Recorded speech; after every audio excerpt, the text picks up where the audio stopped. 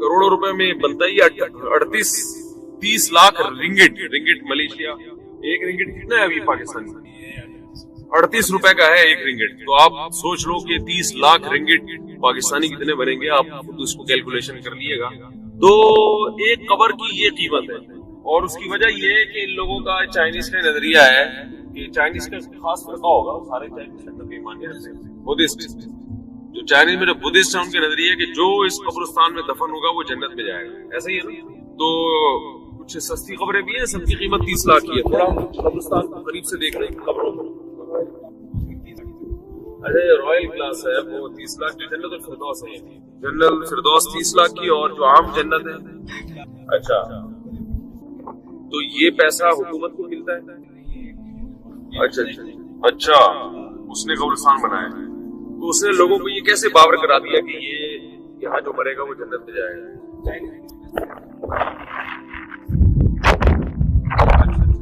अच्छा, फिर इसका यकीन है कि सब कुछ पैसों से, दुनिया भी पैसों से बनती है, आखिरत भी पैसों से। तो खबर पे खर्च करोगे तो जन्नत में जाओगे। हाँ, जिंदगी में मरने से पहले। अच्छा, इसमें ये भी फिर नहीं होगा।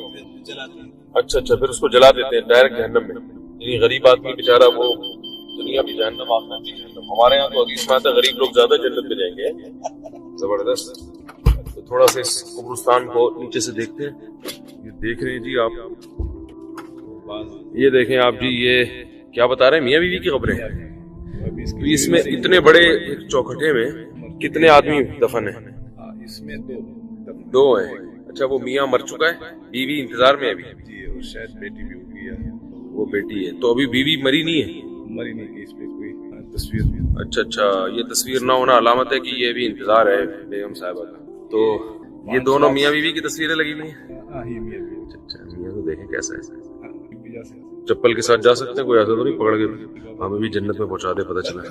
अच्छा, ये देखिए मरा है 1913 में। 1913 में मरे हैं ये? नहीं, 1913 में नहीं मरे। आप ये जबान पढ़ सकते हैं? नहीं पढ़ सकते, लेकिन तारीख लिखी हुई है। अच्छा, 1994 में इनका इन्ना लिल्लाह हुआ। हाँ जी। इन लोग का इन्ना लिल्लाह नहीं होता, वो यानी इंतकाल हुआ। अच्छा जी, ये मियाँ साहब हैं जिनका इंतकाल हो चुका है, आप देख रहे हैं। ये ब्रूस ली के बड़े भाई लग रहे हैं मुझे। 46 पैदाइश है। हाँ। 2008 में इनका इंतकाल हुआ। ये बच्ची की खबर है इनकी शायद ये। अच्छा, देखो क्या वीआईपी खबर है। 30 लाख की खबर है ये। और ये बेगम का इंतजार है अभी। तो वो दफन का क्या, ये टाइलें उखेड़ेंगे क्या दफन करते हुए? ये उखाड़ देंगे, ये टाइलें उखाड़ के नीचे दफन करेंगे। हाय हाय हाय, इनके साथ अल्हम्दुलिल्लाह अला निअमतिल इस्लाम। देख लो पैसे कितने खर्च करते हैं ये लोग फजूल चीजों पे। और हाँ, सही कह रहे हैं, दो बंजे ऐसे। मैं मौलाना ये मौलवी साहब जो है ना, इनको कह रहा हूँ जितनी मर्जी शादियां कर लो, आना कब्रिस्तान में ही। ये मियाँ तशरीफ ला, यानी मियाँ का इंतकाल हो चुका है। ये किसकी खबर है? ये भी यही लोग हैं, चाइनीज हैं। अच्छा, देखो भाई मियाँ को देखो, सबके मियाँ पहले आते हैं ना। हाँ जी। तो पाकिस्तान की तरह यहाँ भी ये वही रिवाज है, पहले मियाँ जाएगा फिर बेगम जाएगी। सही है। ये रूहें चाय वाय पीती होंगी यहाँ बैठ कर। यहाँ पे इनके जो रिश्तेदार आते हैं। अच्छा, रिश्तेदार आके यहाँ बैठते भी हैं। इनके क्या रिश्तेदार होते हैं, एक आध बच्चा होता है, एक आध। रिश्तेदार तो हमारे होते हैं भाई। अल्लाह ने हम लोगों को जो नेमतें दी हैं वो इनको थोड़ी दी हैं।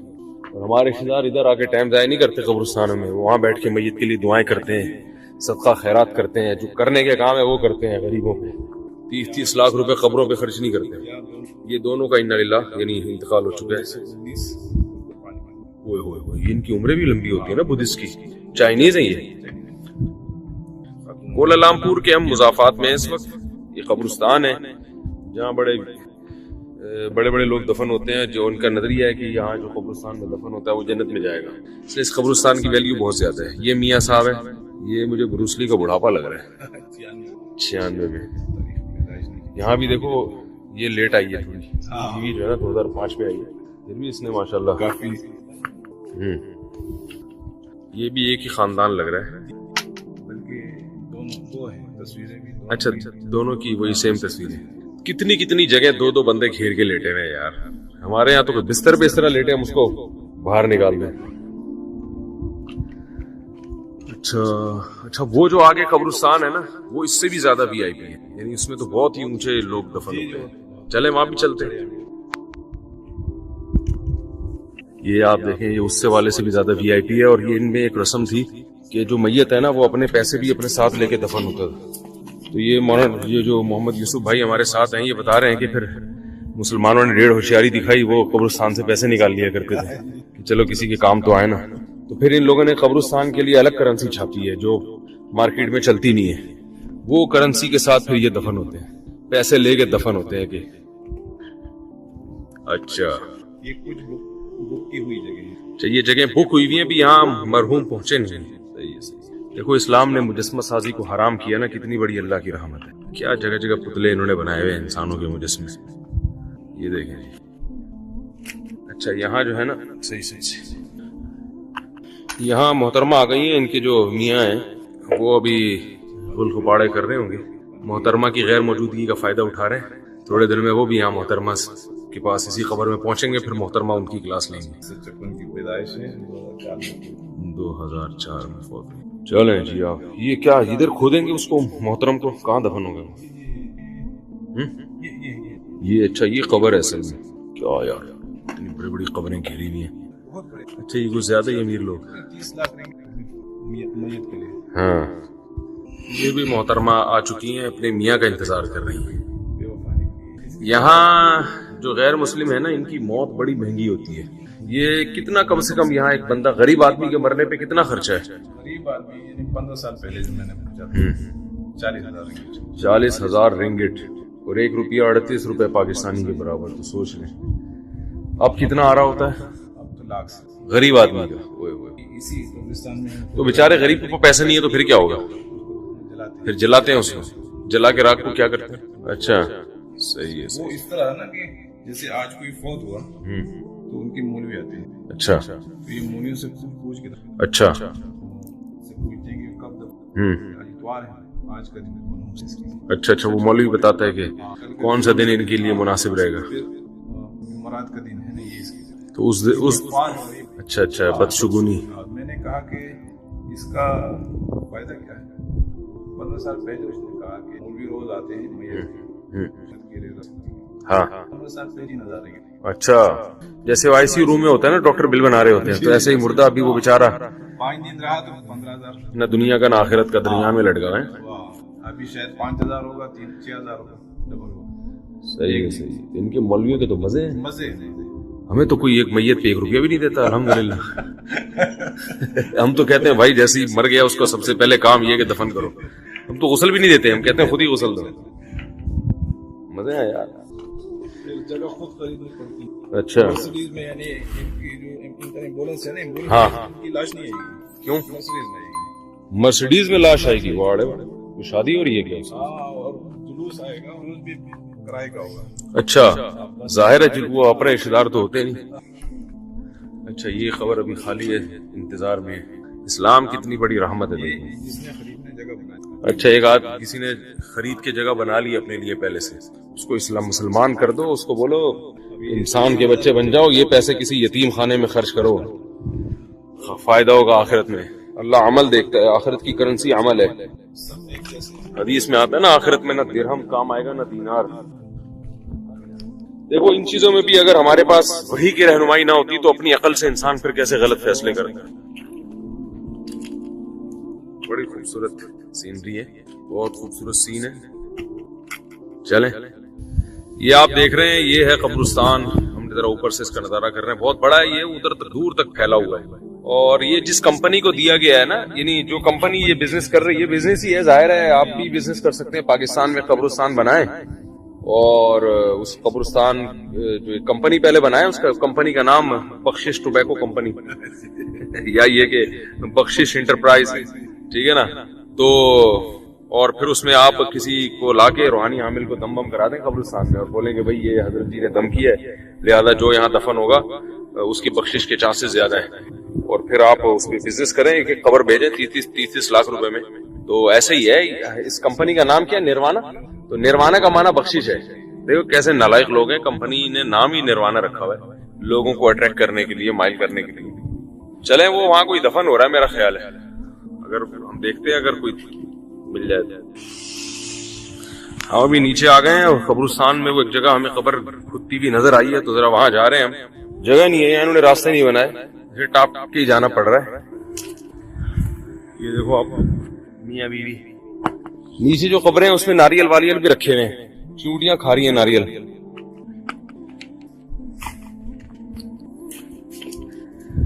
قریب پہنچ چکے ہیں ہم. یہ لوگ سلام سمجھتے ہیں. اچھا یہ گورکن مسلمان ہیں. Can we take video? English نہیں جانتا. یہ آپ دیکھیں قبر تیار ہو رہی ہے کیسی وی آئی پی جیسے ہمارے یہاں کوئی گھر بن رہا ہوتا ہے. یہ تیاری ہو رہی ہے، ابھی مردہ آیا نہیں ہے؟ آنی ہے. اچھا تو آنے کا پروگرام ہے اس کا جلدی. زبردست. تو یہ ذرا قبر کا کیا اسٹرکچر کیا ہے ان سے ذرا پوچھیں. دفن کہاں ہو گئے آپ؟ یہاں دفن ہوگا، یہاں شوہر وہاں بیوی، یا ادھر میاں ادھر بیوی. دو بندے ادھر آ جائیں گے، میاں بیوی دو بچے ہیں. تو بچے اپنی بیوی کے ساتھ نہیں دفن ہوگا وہ جو.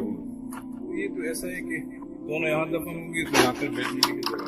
اچھا اچھا اچھا. تو یہاں ابھی کھودیں گے اس کو نیچے. نہ کورے آتا وہ جس کرا نہ کورے. یہ کہہ رہے ہیں کہ جب فوت بھی آئے گی نا، ہاں آئے گی تب. کیا بول رہی ہے؟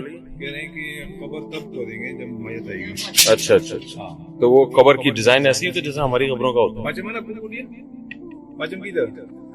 Macam mana dia nak tanam lubang? Biasalah. Biasa. Tahap papan. Dia baring.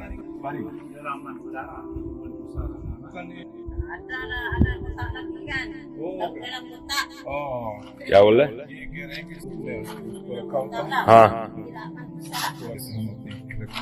اچھا. اچھا اچھا اچھا. اور جو سنا ہے وہ کیا؟ لاشیں اچھا کہاں؟ تصویر ہیں. ہاں وہاں بس مرحوم موجود ہے وہاں پہ بنفس نفیس. چلو چلیں بھائی واپس چلتے ہیں.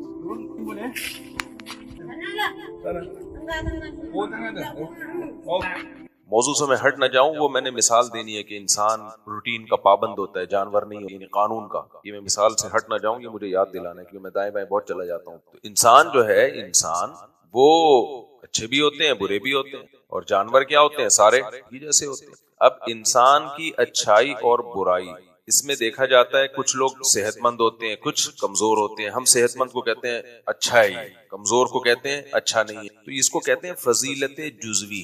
دیکھو کسی بھی جنس کو، کسی بھی نوعیت کو جو فضیلت حاصل ہوتی ہے نا، وہ فضیلت دو طرح کی ہوتی ہے. اس مضمون کو خوب اچھی طرح سمجھیں. ایک فضیلت کی بنیاد یہ ہوتی ہے کہ جو اصل ہے اس میں مثالوں سے بات سمجھاتا ہوں.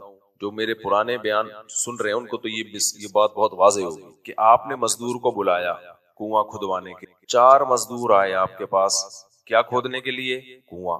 اب چاروں میں سے ایک کو ٹھیکہ دینا ہے آپ نے. اصل کام ان کا کیا ہے؟ کنواں کھودنا.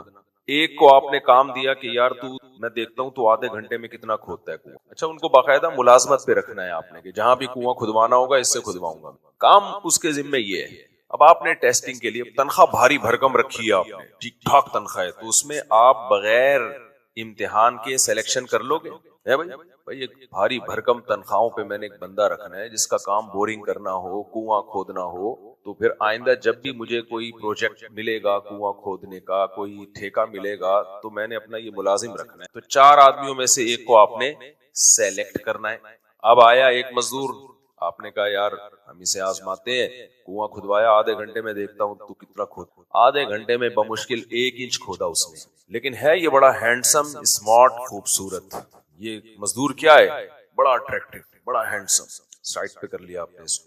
دوسرے کے ذمہ لگایا کھود بھائی، اس نے بھی 1 انچ آدھے گھنٹے میں کنواں کھودا. یہ دوسرا کیا ہے؟ سادات میں سے ہے. یہ دوسرا کیا ہے؟ سادات میں سے. نسب پہ بڑی فضیلت ہے اس کو، قریشی، ہاشمی، سید. نسب میں کیا ہے؟ زبردست. تیسرا اس نے بھی آدھے گھنٹے میں 1 انچ 1.5 انچ کھودا. اس سے بھی نہیں کھود پا رہا اتنی تیزی کے ساتھ کنواں بھائی. لیکن اس میں وہ کیا ہے جی، بہت بڑا کوئی یوں سمجھے کہ مشہور آدمی, عزت ہے سوسائٹی میں, اس کی شہرت بہت ہے, پیسہ بہت ہے اس کے پاس, ارب پتی ہے, وہ کہہ رہا ہے میں کم تنخواہ پہ بھی گزارا کر لوں. چوتھا آپ کے پاس آئے, اچھا بلکہ ہم یوں کہہ لیتے ہیں کہ اس میں کوئی اور ایسی نسب کے علاوہ کوئی بھی لگا لو نا اس میں, مثال دینے پر تو گورنمنٹ کی طرف سے کوئی پابندی, بہت ہی کوئی خاندانی آدمی ہے, کسی بڑے باپ کا بیٹا ہے. چوتھا جو مزدور ہے, نہ کم بخت کی شکل اچھی, آڑا ترشا, ناک بہ رہی ہے بار بار, جیسے بچپن میں بھی, اب تو بچوں کی ناکیں بہنا ہی ختم ہو گئی. بچے مارکیٹ میں جو آ رہے ہیں یہ ممی ڈیڈی آ رہے ہیں, پہلے ہمیں یاد ہے چھوٹے چھوٹے بچے کھیلا کرتے تھے, ناکیں بہری, اسی طرح زندگی گزارتے تھے. امیون سسٹم اتنا مضبوط ہو جاتا تھا نا ان کا, بخار میں 3-3 4-4 دن چلتے تھے وہ. اب تو بچوں کو بخار ہوتا ہے تو ایک دم ٹھیک ہو جاتا ہے. خیر یہ الگ ٹاپک ہے. کیچڑ میں کھیلتے تھے, اٹھا کے چپیڑے مارتے تھے. یہ سارا کیا, ان کا امیون سسٹم کیا ہو رہا ہے, پاورفل ہو رہا ہے. بڑے ہو کر پھر بیمار نہیں ہوتے. کتنی دفعہ بچے بادام کے درخت سے گرے نیچے, ہاتھ ٹوٹا, جڑ گیا, دیواروں سے بھاگے ادھر سے ادھر. اب بچوں میں وہ سارا سیٹ اپ ختم, چھوئی موئی مال مارکیٹ میں آ رہا ہے, ان سے کیا توقع کرو گے. خیر گھوم پھر کے ہم آتے ادھر, میں مروں گا تو یہ ختم ہوگا سیٹ اپ, جب تک میں زندہ ہوں برداشت. خیر تو چوتھا جو مزدور ہے وہ کیا ہے, نہ شکل اچھی, خاندان بھی ایسا کوئی سوسائٹی میں جس کی کوئی عزت ہے ہی نہیں, غریب, کوئی خوبی نہیں ہے, کوئی خوبی نہیں ہے اس میں. کنواں جو اس نے کھودنا شروع کیا نا, ہٹو بچوں, ٹھک ٹھک ٹھک ٹھک ٹھک کر کے اچھا خاصا کھود ڈالا اس نے, تھکا بھی نہیں, کوئی پسینہ نہیں, کوئی شوگر ڈاؤن نہیں ہوئی اس کی. بات بات پہ گالی دیتا ہے, اخلاق بالکل بھی اچھے نہیں ہے, ناک بہتی رہتی ہے اس کی. آپ مزدوری کے لیے کس کو رکھو, بولو, چاہے یہ ہندو ہو, عیسائی ہو, سکھ ہو, بھائی جو کام آپ نے لینا ہے وہ تو یہ کر لیتا ہے. نبی صلی اللہ علیہ وسلم نے جب مکہ فتح کیا ہے نا, تو اس کے بعد جو اسلامی فوج بنی ہے اس میں غیر مسلم بھی تھے, غیر مسلموں کو بھی رکھا گیا. قریشیوں کو جو نبی کی قوم کے تھے, عرب تھے, حالانکہ وہ اسلام قبول نہیں کیا تھا, لیکن ان کو لایا گیا, کوئی بات نہیں. وہ کہتے تھے ہم قومیت کی بیس پہ لڑیں گے, ہم ٹھیک ہے اسلام ہم نے قبول نہیں کیا, لیکن محمد صلی اللہ علیہ وسلم کو اللہ نے فتح عطا فرمائی.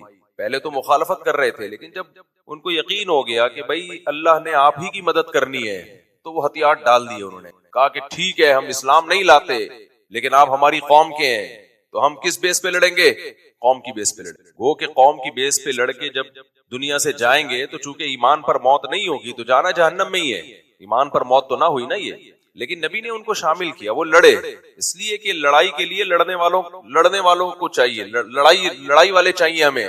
آپ نے کہیں لڑنا ہو, دیکھو اسلام لاجک کی بات کرتا ہے. آج میرے موضوع چینج ہو رہے ہیں مسلسل, لیکن کیا کریں یار, آج ہمارے دیندار لوگ ان لاجیکل کام کر کے نا فخر محسوس کرتے ہیں. وہ تمام کام کریں گے جس کی کوئی لاجک بنتی نہیں. سردیوں میں برف بیچ رہے ہوتے ہیں, پھر کہتے ہیں میرا بزنس نہیں چلتا, میں نے تو استخارے بھی کیے ہیں, میں نے تو اللہ سے رات کو اٹھ کے دعائیں بھی مانگی ہیں. گرمیوں میں گرم کوئلے بیچ رہے ہیں اور سردیوں میں کیا بیچ رہے ہیں, برف بیچ رہے ہیں, تو چلے گا بزنس. یار میں تو استخارہ کر کے کام شروع کیا تھا. یہ ایک مثال دے رہا ہوں, نہیں بیچتے گرمیوں میں برف, ایک مثال ہے کہ نہ کوئی پلاننگ ہوتی ہے پراپر, نہ محنت ہوتی ہے. بزنس شروع کرتے ہیں, اگر صحیح بزنس بھی ہو تو جو محنت دن رات کرنی چاہیے اس کاروبار کے لیے, جیسے رفیع بھائی کرتے ہیں. رفیع بھائی کا ماضی ہم سب کے سامنے ہے نا, کیا خیال ہے. رفیع بھائی سے کسی نے بولا اس بندے کو میں جانتا ہوں, بابا 30 سال پہلے سائیکل چلایا کرتا تھا, آج دیکھ ایسے پیسے میں گھوم رہا ہے. 30 سال پہلے کیا چلاتا تھا یہ, سائیکل. طنز مارا نا. میں نے رفیع بھائی سے پوچھا, میں نے کہا سنا ہے 30 سال پہلے تو آپ سائیکل چلاتے تھے, آج تو گاڑیوں میں. الحمدللہ فخر کی بات ہے, سائیکل سے ایک دم کس پہ آ گیا, گاڑی. محنت ہم اپنے سامنے دیکھ رہے ہیں نا محنت, مجھے بڑا اچھا لگا. میں نے کہا بات خاندانی. اس تانے کو تانا نہیں سمجھا بلکہ خوبی سمجھا ہے. محنت نہیں ہے, ہلتے نہیں ہیں, اٹھاؤ تو اٹھیں گے نہیں, پڑے ہوئے ہیں. تو میں بار بار کہتا ہوں قدرت کی طرف سے ایک موٹاپا ہوتا ہے, وہ تو قدرت کی طرف سے. بڑے بڑے بزرگوں میں ہم نے دیکھا ہے پیٹ بھی نکلا ہوا دیکھا ہے, یہ قدرت کی طرف سے. انسان کا باڈی اسٹرکچر اپنے کنٹرول میں نہیں ہے, وہ کم کھاتے ہیں, ایکٹیو ہوتے ہیں. پھر بھی حاجی عبد الوہاب صاحب تبلیغ جماعت کے بزرگ بھاری جسم کے تھے, کتنے محنتی تھے, ساری زندگی پیدل جماعتوں میں سال لگا دیے انہوں نے, ریگستانوں میں. بہت تھوڑا کھاتے تھے, پھر بھی جسم کیا تھا, بھاری. تو یہ بھاری جسم تو قدرت کی طرف سے, اس کی برائی نہیں ہے اسلام میں. لیکن آج بہت سے دینداروں کا جو بھاری جسم ہے وہ سستی کی وجہ سے. وہ کس وجہ سے ہے, سستی. ہلتے نہیں, پڑے ہوئے سوچتے رہتے ہیں. تو ایک آدمی میرے پاس آیا, ہلتا نہیں تھا, کہہ رہے مجھے کوئی وظیفہ بتا دیں, میری کچھ پیسہ آ جائے. میں نے کہا تو وظیفہ پڑھے گا نا اور موٹا ہو جائے گا, کیونکہ بیٹھے بیٹھے پڑھنا پڑتا ہے نا وظیفہ. تیرا علاج وظیفوں میں نہیں ہے, تیرا علاج ہل جل میں ہے. وظیفے پڑھے گا نا بیٹھ کے, جتنا موٹا ہے 3 پراٹھے صبح کھائے گا, اس کے بعد وظیفے کے لیے بیٹھ جائے گا تو اور موٹا ہو جائے گا, پھٹ جائے گا ایک دن دھماکے کے ساتھ. خیر کہاں سے کام, آج بہت دائیں بائیں شروع میں ہی جانا شروع ہو گیا میں. خیر کیا کہہ رہے بھائی, تو میں یہ عرض کر رہا تھا کہ کیا بات عرض کر رہا تھا, نہیں یہ بیچ میں جو ٹرن مار, ہاں میں یہ کہہ رہا تھا کہ دیکھو نبی صلی اللہ علیہ وسلم کی جو فوج تھی, جو مجاہدین تھے, اس میں غیر مسلم بھی تھے. وجہ کیا تھی بھائی, وہ لڑنا جانتے. تو نیک آدمی لڑنا نہ جانتا ہو اس کو کبھی بھی جہاد میں نہیں لے جایا جاتا, پھڈوں میں اس کو نہیں بلایا جاتا. جو جانتا ہو لڑائی, بے شک نیک نہ ہو, اس کو ترجیح دی جاتی ہے. ہاں نیک بھی ہو, لڑاکا بھی ہو, پھر سبحان اللہ. تو اس لیے ہمیشہ کام اس کے اہل سے لیا جاتا ہے, اور یہی زندگی میں اصول بنا لینا چاہیے کہ جو جس کی فیلڈ ہے وہی اس کا ایکسپرٹ. دین کے علم میں علماء ایکسپرٹ ہوتے ہیں, دین کے علم انہی سے لیا جائے گا. میڈیکل سائنس میں کون ایکسپرٹ ہوتے ہیں, ڈاکٹر. ایک ڈاکٹر 2 نمبر ہے تو 1 نمبر تلاش کر لو. یہ نہیں ہوگا کہ جو یوٹیوبر آپ کو میڈیکل ٹوٹکے بتا رہے ہیں اور ہر تھوڑے دن میں کسی کا چینل بنا ہوا ہے اور وہ بیٹھ کے پھینکتا جا رہا ہے اور آپ بیٹھ کے لپیٹتے جا رہے ہو. یہ ڈاکٹر سارے کیوں ہیں بھائی؟ ایک بیماری ہماری سوسائٹی میں یہ بھی ہے, ڈاکٹر آج کل کسی کو کوئی میڈیسن لکھ کے دیتا ہے, وہ یوٹیوب پہ لکھ کے ڈال دیتا ہے کہ کیا ہے یہ, یوٹیوب پہ آ رہا ہو تو اس میں یہ ہے, اس میں فلانا ہے, اس میں ڈمکانا ہے. بھائی یہ نہیں دیکھا کرو, ڈاکٹر پہ اعتماد ہے تو دوا لو, ورنہ جاؤ نہیں اس کے پاس. اور جب اس نے کوئی دوا دے دی ہے تو یوٹیوب پہ ڈال کے سرچ کرنے کی کوشش مت کرو. ایک پہلو آ رہا ہوتا ہے یوٹیوب پہ اس میڈیسن کا. ہمارے جاننے والوں میں ایک صاحب کے اوپر کی کھوپڑی آؤٹ ہو گئی تو وہ جانے لگے عاملوں کے پاس. مجھے پتا تھا ان کی سیٹنگ اوپر کی آؤٹ ہوئی ہے, عاملوں کے پاس جائیں گے تو زندگی کا ان کا بیڑا غرق کر دے گا عامل, جن چڑیل بھوت کے کیس بنا دے گا ان کے اوپر. اور پھر ان پہ بھی, ان کی بھی سیٹنگ آؤٹ ہوگی, تھوڑے دن میں ان کے ابا کی سیٹنگ آؤٹ ہوگی, پھر ان کی بیگم کی سیٹنگ آؤٹ ہوگی, پھر آہستہ آہستہ پورا خاندان, چلو پورا خاندان اس نسل میں برباد ہو جاتا نا تو بھی غنیمت تھی. قیامت تک نسلوں میں برباد. آپ دیکھ لو یہ نسل در نسل چڑیل بھوت والے نسل در نسل چلتے ہیں. ان کے ابا پہ بھی آیا کرتا تھا, ان کی ممانی پہ بھی چڑیل ہے, ان کی پھپھو بھی آئی بھی تھی, ان پہ بھی کچھ ہوا ہوا ہے. یہی چلتا ہے پھر. اچھا میں بار بار کہتا ہوں, جب میں عاملوں کے خلاف بولتا ہوں, دیوبندی عاملوں 1 نمبر جو سمجھے جاتے ہیں ان کے خلاف بولتا ہوں کہ فوراً میرا بیان لے جاتے ہیں 2 نمبر عاملوں. 2 نمبر تو 2 نمبر ہے بھائی, 1 نمبر کی بات کر رہے ہیں. خیر تو میں مانتا ہی نہیں اس کو. بعض علماء مجھے کہتے ہیں بہت متشدد ہے اس میں. بھائی صاحب آپ بھگتو گے تو پتہ چلے, بھگتو گے تو پتہ چلے. کوئی علم نہیں ہے اور اس کو کہتے ہیں علوم. جب علم نہیں ہوتا تو وہ کیا ہوتے ہیں, علوم. صاحب ٹوپی ڈرامہ. کوئی جن چڑیل بھوت بھیجو ہمارے پاس یار, ہمیں بھی تو بھیجو کوئی جن چڑیل بھوت. تمہارے پاس ہزاروں جنات ہوتے, اللہ نہ کرے مجھے کچھ ہو گیا نا تو کسی کے ساتھ بھی کچھ بھی ہو سکتا ہے بھائی, انسان ہے. اللہ بچائے ہمیں پریشانیوں سے. 50 سال کے ہو گئے ہم, اس 10 جنوری کو میں 50 کا ہو گیا ابھی جو گزری ہے نا. تو ماشاءاللہ تو کہہ رہے ہیں, لیکن یہ فکر کی بات ہے. کیونکہ مجھے یاد ہے ہم بیٹھے ہوئے تھے, میں چھوٹا بچہ تھا, 10-12 سال میری عمر تھی. میرے والد صاحب میری دادی بیٹھے ہوئے رات کو نا صحن میں کرسی ڈال کے, میں بھی بیٹھا ہوا بچہ. تو میرے والد صاحب کی بڑی گھنی خوبصورت داڑھی تھی, داڑھی پہ ہاتھ لگا کے 50 سال کا ہو گیا, زندگی ہم نے گزار لی. یہ الفاظ تھے ان کے. تو میں چھوٹا بچہ تھا, میں سوچ رہا تھا شاید ایک دن ہماری زندگی میں آئے گا کہ ہم کہیں گے ہم 50 سال کے ہو گئے ہے بھائی, تو ہم بھی ہوں گے. تو والد صاحب تو اس کے 13 سال کے بعد دنیا سے چلے گئے. تو یہ 50 سال کا ہونا خوشی کی بات نہیں ہے, یہ اس کی بات ہے بیٹا پتلی گلی سے نکلنے کا ٹائم, آدھی صدی گزر گئی بھائی, آدھی صدی. لیکن جو 50 سال کے نہیں ہوئے وہ خوش فہمی میں مبتلا نہ ہو, جو کہہ رہے چلو جی مفتی صاحب ہو گئے تو انہی گلی سے نکلنے کا ٹائم آ گیا. ہمارا نہیں آیا.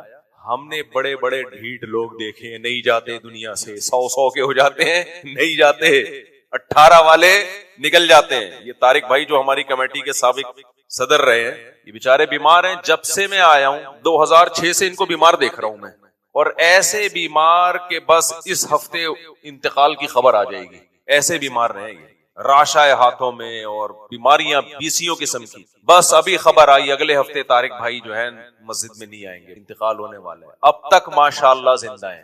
اور جو ان کو ترس کھا کے جاتے تھے نا طارق بھائی پتہ نہیں اگلے ہفتے آپ سے ملاقات ہو یا نہ ہو, ان کا انتقال ہو گیا. مسجد میں نماز ہی پڑھنے تو ہے بڑے پکے نمازی, اسی نے ان کو زندہ رکھا ہوا ہے. تو ان بیماریوں کی ٹینشن نہیں لی نا, کیونکہ نماز روزے میں دل لگا ہوا ہے. تو مجھے یاد ہے 2013 اور 14 میں نا کتنے جنازے میں پڑھا چکا تھا ان کے سامنے, جو ان کا کے جنازے کا انتظار کر رہے تھے اور خود مر گئے. تو میں نے ایک دن طارق بھائی سے کہا, بے تکلفی ہے ان سے, صدر تھے ہمارے, بے تکلفی تھی. میں نے کہا طارق بھائی بہت ڈھیٹ ہو, میں نے کہا انشاءاللہ آپ نہیں مرو گے, یہ سارے جو آپ پہ رو رو کے طرز کھا رہے ہیں نا یہ مریں گے. اور مر گئے بہت سارے, آدھے تو مر گئے میرا خیال ہے. اچھا اب میرا خیال یہ تھا بہت دنوں سے طارق بھائی نظر نہیں آ رہے نا, میں نے کہا یار کوئی خبر نہیں آئی, ایسا نہ ہو کہ ہمیں بتائے بغیر یہ سارا کام ہو گیا ہو. کل میں نے ایسے ہی فون کیا, فون اٹھایا, اور مفتی صاحب خیریت سے ہیں؟ میں نے کہا ماشاءاللہ. پھر میں نے کہا طارق بھائی بہت ڈھیٹ ہو, نہیں. تو بھائی یہ کس کے ہاتھ میں ہے؟ اللہ کے. تو اس لیے آپ زیادہ ٹینشن, آپ خوشی نہ منائیں. جو نوجوان بیٹھے ہوئے کوئی پتہ نہیں ہے بھائی, 100 والے بھی جیتے ہیں. میرے والد صاحب جب میری چھوٹی بہن کا رشتہ طے ہوا نا, تو میرے والد صاحب کے آنکھوں سے آنسو نکل رہے تھے, کیونکہ سسٹر بہن کی شادی طے ہوئی. تو میرے والد صاحب نے کہا کہ نہیں, والد صاحب نہیں, جو ہمارے بہنوئی کے جو دادا ہے نا, جو اپنے پوتے کا رشتہ طے کر رہے تھے ہمارے خاندان میں, تو ان کی آنکھوں سے آنسو نکل آئے کہ پتہ نہیں مجھے یہ شادی دیکھنا نصیب ہو یا نہ ہو. یعنی اپنے پوتے کی شادی کر رہے ہیں ہمارے والد صاحب کی بیٹی سے. تو میرے والد صاحب تو صحت مند بھی تھے بہت ماشاءاللہ. والد صاحب کی عمر ہوگی 62 سال اس وقت, 63 سال, بالکل صحت مند, کوئی بیماری نہیں. اور جو والد صاحب کے ہونے والے داماد ہیں, ان کے دادا کیا کر رہے ہیں, آنکھوں سے آنسو کہ پتہ نہیں مجھے اپنے پوتے کی یہ شادی دیکھنا نصیب ہو یا نہ ہو. اور ہم والد صاحب بھی ان کو تسلی دے رہے ہیں, بھائی اللہ آپ کو لمبی زندگی. انسان کو ہوتا ہے نا دادا کو کہ یار میرے پوتے کی شادی ہونے والی ہے, پتہ نہیں دیکھوں کہ نہیں دیکھوں. ہمارے والد صاحب کا انتقال ہو گیا اس شادی سے پہلے, ان کو بیٹی کی رخصتی دیکھنا نصیب نہیں ہوئی, حالانکہ صحت مند تھے. اور جن پہ ترس کھا رہے تھے وہ ماشاءاللہ پوتوں کو بڑا, ان کے بچے ہوئے ہیں, ان کو پال کے گئے ہیں. شادی بھی دیکھی انہوں نے, اپنے پوتے بھی دیکھے, اور میرا خیال ہے 3-4 پوتے دیکھ لیے انہوں نے پر پوتے. اللہ ان کو اور برکت دے. یعنی میرا مقصد کسی کا مذاق اڑانا نہیں ہے, اللہ ان کی عمر میں اور زیادہ برکت دے. اس لیے یہ اللہ کے ہاتھ میں, کون کب مرے گا, اس لیے ٹینشن لینے کا نہیں. ٹینشن مجھے لینی چاہیے موت کی نہیں, اعمال کی. انسان کا بچہ بن جا, بس کر شادیاں وادیاں, استغفر اللہ, یعنی انسان کا بچہ بن جا, اللہ اللہ کر, دل لگا. خیر, تو بات کیا چل رہی تھی بھائی, تو میں یہ عرض کر رہا تھا کہ 4 ڈاکو جب آئیں گے نا, ڈاکو کہاں سے آ گئے, 4 مزدور 50 سال کے ہو گئے نا, تھوڑا سا تو. ہاں میں وہ کہہ رہا تھا کہ ان کی سیٹنگ تھوڑی سی آؤٹ ہو گئی نا خاندان میں کسی کی. مجھے تھا کہ یار کوئی ڈپریشن ہوگی, کوئی مسئلہ ہوگا. تو میں نے ایک ڈاکٹر کا نمبر دیا, ڈاکٹر نے میڈیسن لکھ دی, بہت اچھے ڈاکٹر ہیں ہمارے, میڈیسن دی. انہوں نے کہا کہ کیمیکل تھوڑے سی اوپر نیچے ہو جاتے ہیں بعض دفعہ, تو یہ میڈیسن 15 دن میں بالکل ٹھیک ہو. میں نے لا کے وہ میڈیسن ان کے رشتے داروں کو دے کھلا دیں. وہی ہے مسئلہ, دماغ خراب ہے. اچھا بھلا ڈاکٹر ہے, ایک میڈیسن دے رہا ہے, بھائی کھا لو یار. اچھا ڈاکٹر صحیح ہونا چاہیے, ڈاکٹر 2 نمبر نہ ہو. تو وہ کیا کر رہے ہیں, وہ صاحب جو پیشنٹ ہے نا, وہ یوٹیوب پہ ان میڈیسن کو لکھ کے سرچ کر رہے ہیں. اب یوٹیوب پہ جب بھی کوئی چیز سرچ کریں گے تو سائیڈ افیکٹ بھی آ رہے ہوتے ہیں, کچھ یہ کہ کس مرض میں یہ کھائی جاتی ہے, کس مرض میں نہیں کھائی جاتی. تو اس سے دماغ خراب ہو گیا کہ یہ تو میں نے کھانی, یہ تو اس کے لیے, یہ تو فلانے کے لیے. تو جو ایکسپرٹ ہوتا ہے نا, اس کو پتا ہوتا ہے کون سی چیز کس کام کے لیے, کون سی چیز کے سائیڈ افیکٹ کیا ہیں, وہ سائیڈ افیکٹ زیادہ ہیں یا افیکٹ زیادہ ہیں اس کے. یہ علم نہیں ہوتا کہ آپ نے پیناڈول کے بارے میں ٹھا کر کے ڈالا, یوٹیوب پہ آ گیا پیناڈول گردے کو خراب کرتی ہے, پھیپڑوں کو یوں کرتی ہے, ایسا کرتی ہے, اب درد سے مرے جا رہے ہو, بخار میں تڑپ رہے ہو, آپ 2 گولی پیناڈول نہیں کھا رہے آپ. اور یاد رکھو ایک اصول تو ہمیشہ, جب بھی کسی نے اپنے آپ کو مشہور کرنا ہے تو مشہور کرنے کے 2 طریقے ہیں. There are 2 types of famous ہونے کے. جیسی انگلش ہے, فیمس ہونے کے کتنے ٹائپس ہیں, 2 ٹائپس ہیں. ایک طریقہ تو یہ ہے کہ آپ میں کوئی قابلیت ہو, آپ محقق ہوں, کوئی ایسی چیز عوام کو دینا شروع کریں جو بڑی اٹریکٹیو ہو یا عوام کو اس میں بہت زیادہ فائدہ ہو.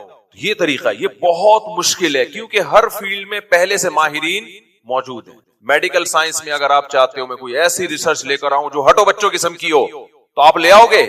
نہیں لا سکتے بھائی آپ, کیونکہ آپ سے زیادہ ایکسپرٹ, اگر آپ 30 سال کے ہو تو 60 سال کا ڈاکٹر وہ آپ سے زیادہ ایکسپرٹ ہوگا. اگر آپ پاکستانی ہو تو امریکہ اور UK کے جو ریسرچ سینٹر میں ڈاکٹر بیٹھے ہیں وہ شاید آپ سے بھی زیادہ ایکسپرٹ ہو. پھر اگر پاکستان میں ایکسپرٹ ہیں تو وہ آپ سے بھی زیادہ ایکسپرٹ ہوں گے. اس میں آپ کا سب سے زیادہ ایکسپرٹ بن کے اپنے آپ کو مشہور کرنا یہ آسان کام بولو نہیں, بہت مشکل ہے.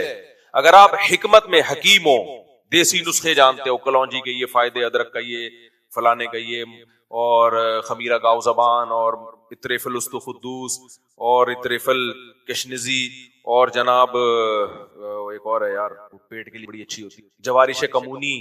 میں اس لیے بتا رہا ہوں کہ میں اتنے فارغ نہیں ہے جتنا آپ کو. جوارش زرعونی, جوارش کمونی, اور معجون فلسفہ, یہ بڑی زبردست دوائیں ہیں. جوارش زرعونی, جوارش کمونی, معجون فلسفہ, اور اللہ بھلا کرے مسانے کے لیے معجون کندر, کو پیشاب بہت زیادہ آتا ہے نا.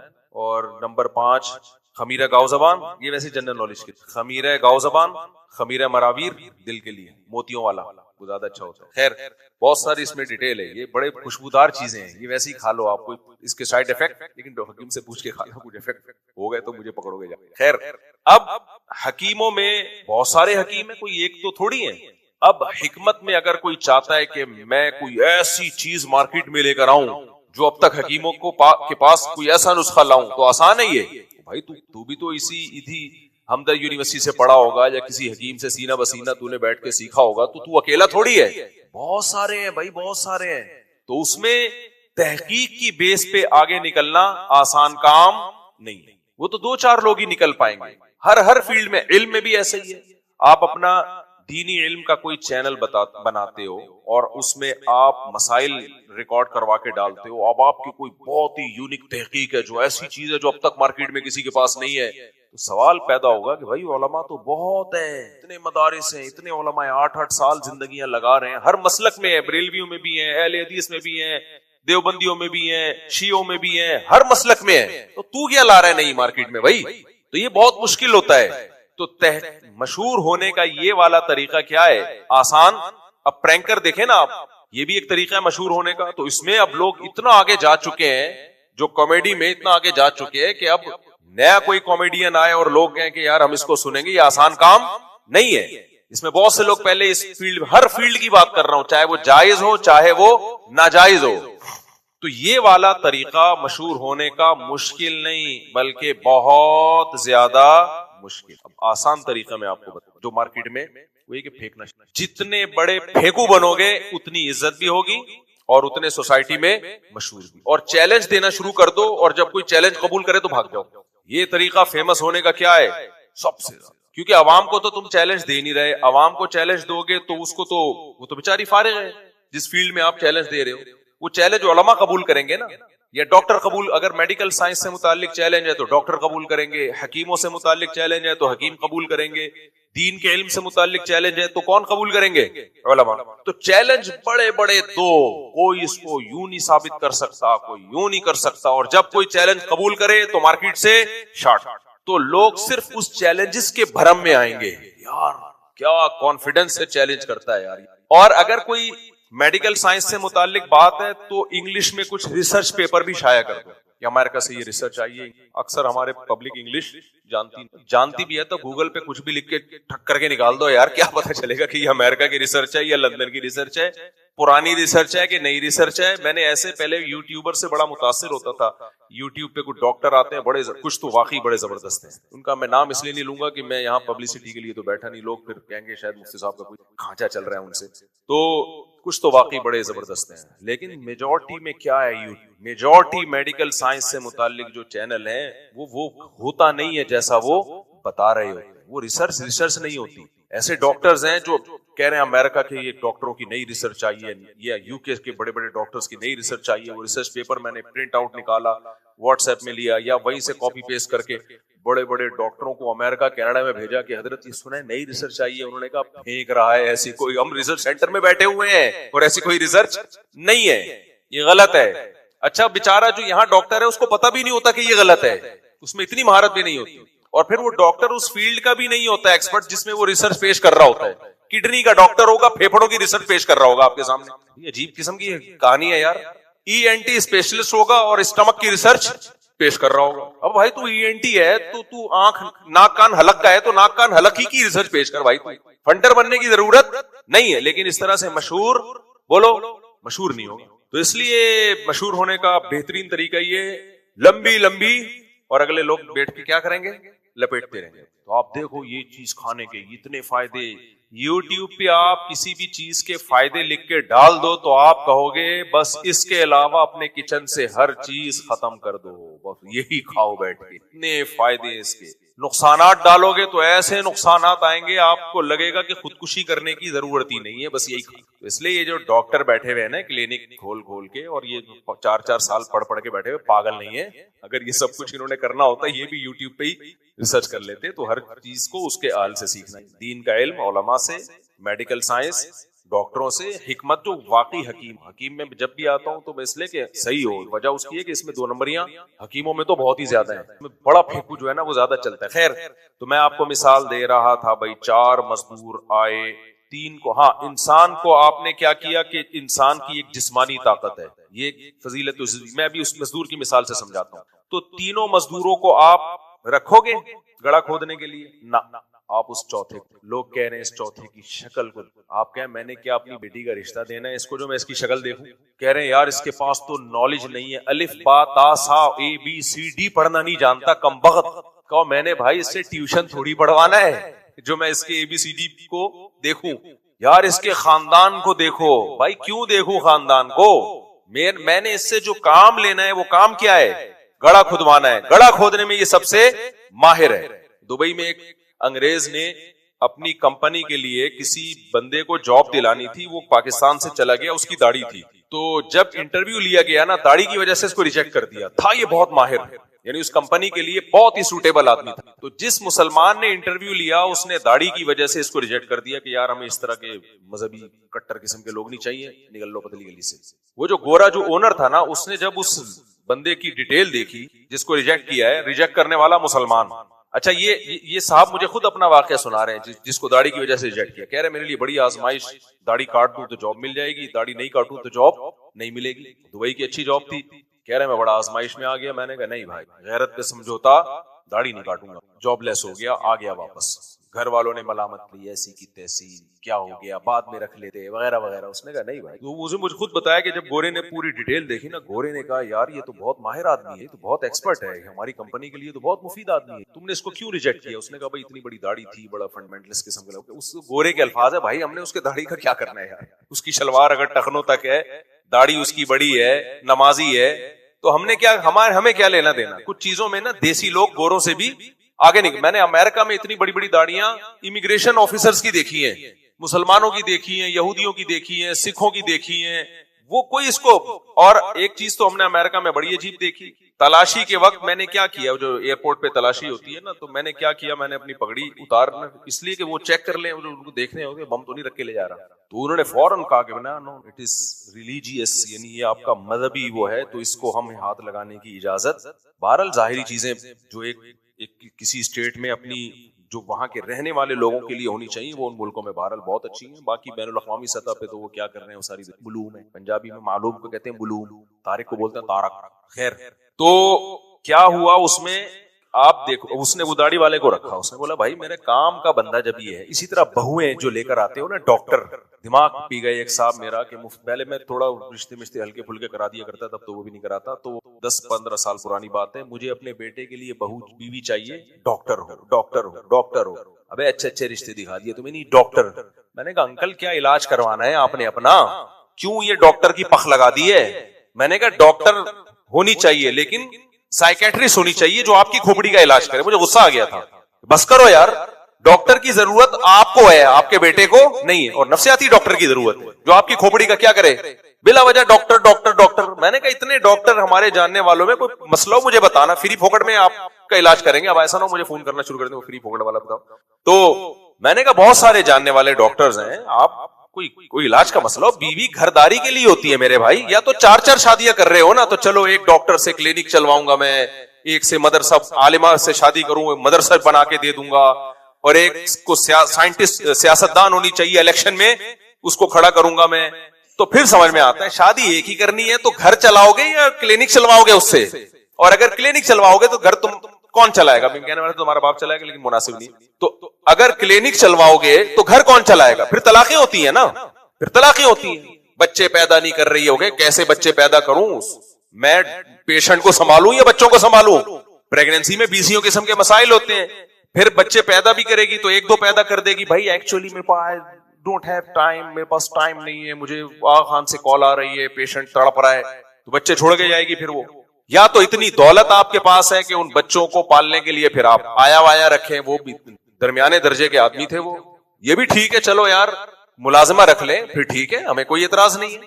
نہ آپ ملازمہ رکھنے کے موڈ میں ہو، اب پرانی بات ہو گئی، ان کو پتہ نہیں چلے گا کہ میری بات ہو رہی ہے. ہو سکتا ہے انا للہ بھی ہو چکا ان کا، اب تک ڈاکٹر نہ ملی ہو اور اسی ٹینشن میں مر گئے. خود سے اپنے لیے عذاب بنایا ہوا ہے لوگوں نے، خود سے. زندگی عذاب میں ڈالی ہوئی ہے. ہلکے پھلکے رہو بھائی, لائف کو انجوائے کرو ہلکے پھلکے رہ کے.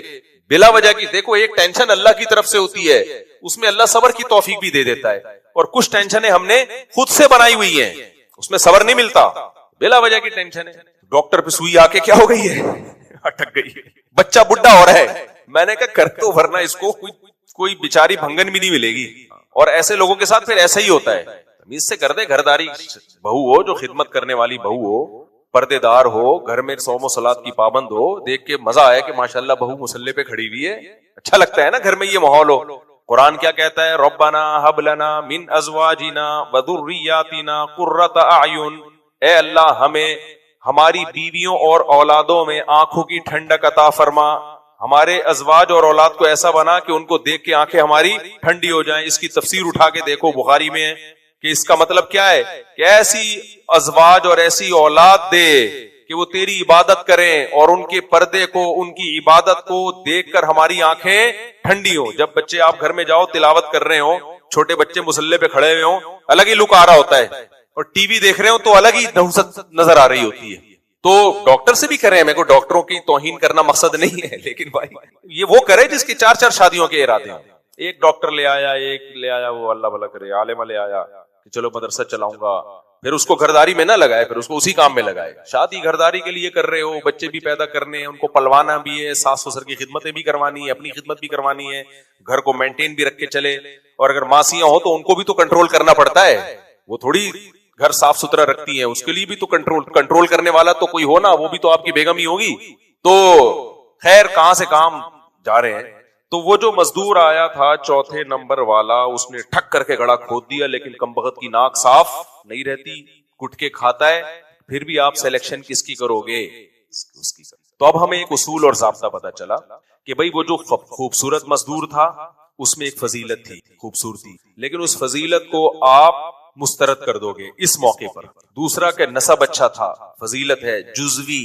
تو مزدور کو جو فضیلت حاصل ہوتی ہے وہ اس بیس پہ نہیں ہوتی کہ یہ خوبصورت ہے یا دولت مند ہے یا اخلاق اچھے ہیں, اس پر ہوتی ہے کہ جو کام اس کے ذمے ہے اس میں یہ ایکسپرٹ کتنا ہے. ڈاکٹروں میں بھی بات ہے, دو ہندو ڈاکٹر سے علاج کرا رہے ہوتے ہیں مسلمان کو چھوڑ کے, بھئی ایکسپرٹ وہ ہے. تو اس کو کہتے ہیں فضیلت کلی. اس کو کیا کہتے ہیں؟ تبھی ہمارے نبی صلی اللہ علیہ وسلم پیغمبروں میں سب سے افضل ہیں. حالانکہ موسیٰ علیہ السلام سے اللہ کوہ طور پہ بلا کے اللہ آپ سے ہم کلام ہوا کرتا تھا, جبکہ ہمارے نبی پر وحی آتی تھی جبریل کے ذریعے. اللہ اور نبی کے درمیان جبریل علیہ السلام کا واسطہ ہوتا تھا. تبھی تو یہودی کہتے ہیں کہ ہمارے پیغمبر کو فضیلت ہے تمہارے پیغمبر پر, کیونکہ ہمارے پیغمبر کو اللہ کوہ طور پہ بلا کے براہ راست بات چیت کرتا. ہمارے پیغمبر کلیم اللہ تھے, تمہارے پیغمبر پہ کلام کون لے کر آتا تھا؟ جبریل. اب یہ اختلاف ہے اس مسئلے میں کہ اللہ نے کہ نبی اور اللہ تعالی کی براہ راست ملاقات معراج پہ ہوئی ہے یا نہیں ہوئی ہے, اس میں بڑا اختلافی مسئلہ ہی ہے. اگر ہوئی بھی ہے تو ایک دفعہ ہوئی ہے نا, جبکہ موسیٰ علیہ السلام سے تو کوہ طور پہ اللہ ہمیشہ براہ راست ہم کلام ہوتا تھا. عیسائی کہتے ہیں عیسیٰ ابن مریم کو نبی صلی اللہ علیہ وسلم پہ فضیلت ہے, اس لیے کہ عیسیٰ ابن مریم تو بغیر باپ کے اللہ کی قدرت سے پیدا ہوئے, یہ بہت بڑا معجزہ ہے. پھر عیسیٰ ابن مریم قرب قیامت میں نازل ہوں گے, وہ کہتے ہیں تمہارے نبی قرب قیامت میں نازل نہیں ہوں گے. عیسیٰ ابن مریم مردوں کو کہتے تھے قم باذن اللہ, اللہ کے حکم سے زندہ ہو جا, جبکہ تمہارے نبی سے ایسا معجزہ ثابت بولو نہیں. یہ عیسائی تانا دیتے ہیں, کہتے ہیں دیکھو. پھر یہودی یہ بھی کہتے ہیں قرآن میں محمد صلی اللہ علیہ وسلم کا ذکر زیادہ ہے یا موسیٰ کا؟ فوراً لوگ کہتے ہیں بھائی سب سے زیادہ نام قرآن میں کس کا استعمال ہوا ہے پیغمبروں میں؟ موسیٰ. کہتے ہیں اس سے پتہ چلتا ہے بھائی موسیٰ علیہ السلام کو فضیلت ہے محمد صلی اللہ علیہ وسلم پہ. ہم اس کا جواب کیا دیتے ہیں؟ بھائی وہی مزدوروں والی مثال, یہ سب جزوی فضیلتیں ہیں. پیغمبر کو اس لیے نہیں بنایا جاتا پیغمبر کہ وہ اللہ سے ہم کلام ہو, پیغمبر کو پیغمبر اس لیے نہیں بنایا جاتا کہ وہ مردوں کو زندہ کریں, پیغمبر کو پیغمبر اس لیے بنایا جاتا ہے کہ وہ اللہ کا پیغام اللہ کی مخلوق تک پہنچائیں. جب محمد صلی اللہ علیہ وسلم دنیا میں آئے تو اللہ نے تمام پیغمبروں کی شریعتوں کو منسوخ کر دیا, اور اپنے نبی کی زبان سے کہلوایا کہ لو کان موسیٰ حیا لما وسعہ الا اتباعی، موسیٰ کوہ طور پہ جا کے ہم کلام ہوا کرتے تھے، اللہ سے ہم کلام ہوتے تھے، ان کی فضیلت سبحان اللہ بڑی فضیلت ہے، کلیم اللہ ہے، وقربناہ نجیا، اللہ نے موسیٰ کو سرگوشیوں کے لیے اپنے قریب کیا، بہت بڑی فضیلت۔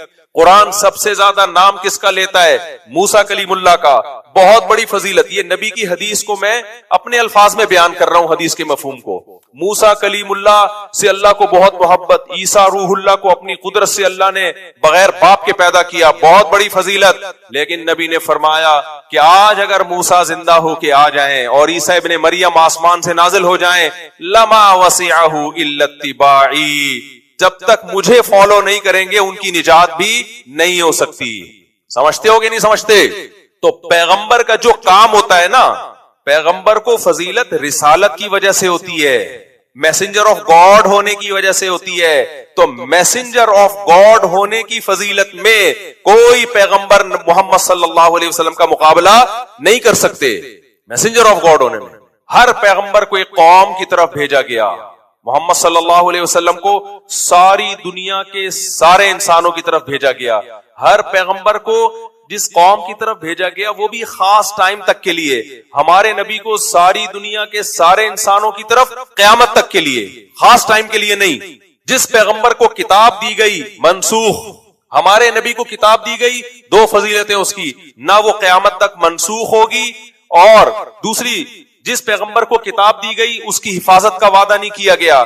ہمارے نبی کو جو قرآن کی شکل میں پیغام دیا گیا اس کی حفاظت کا اللہ نے وعدہ کیا، اور 1400 سال کے بعد بھی آج محفوظ ہے۔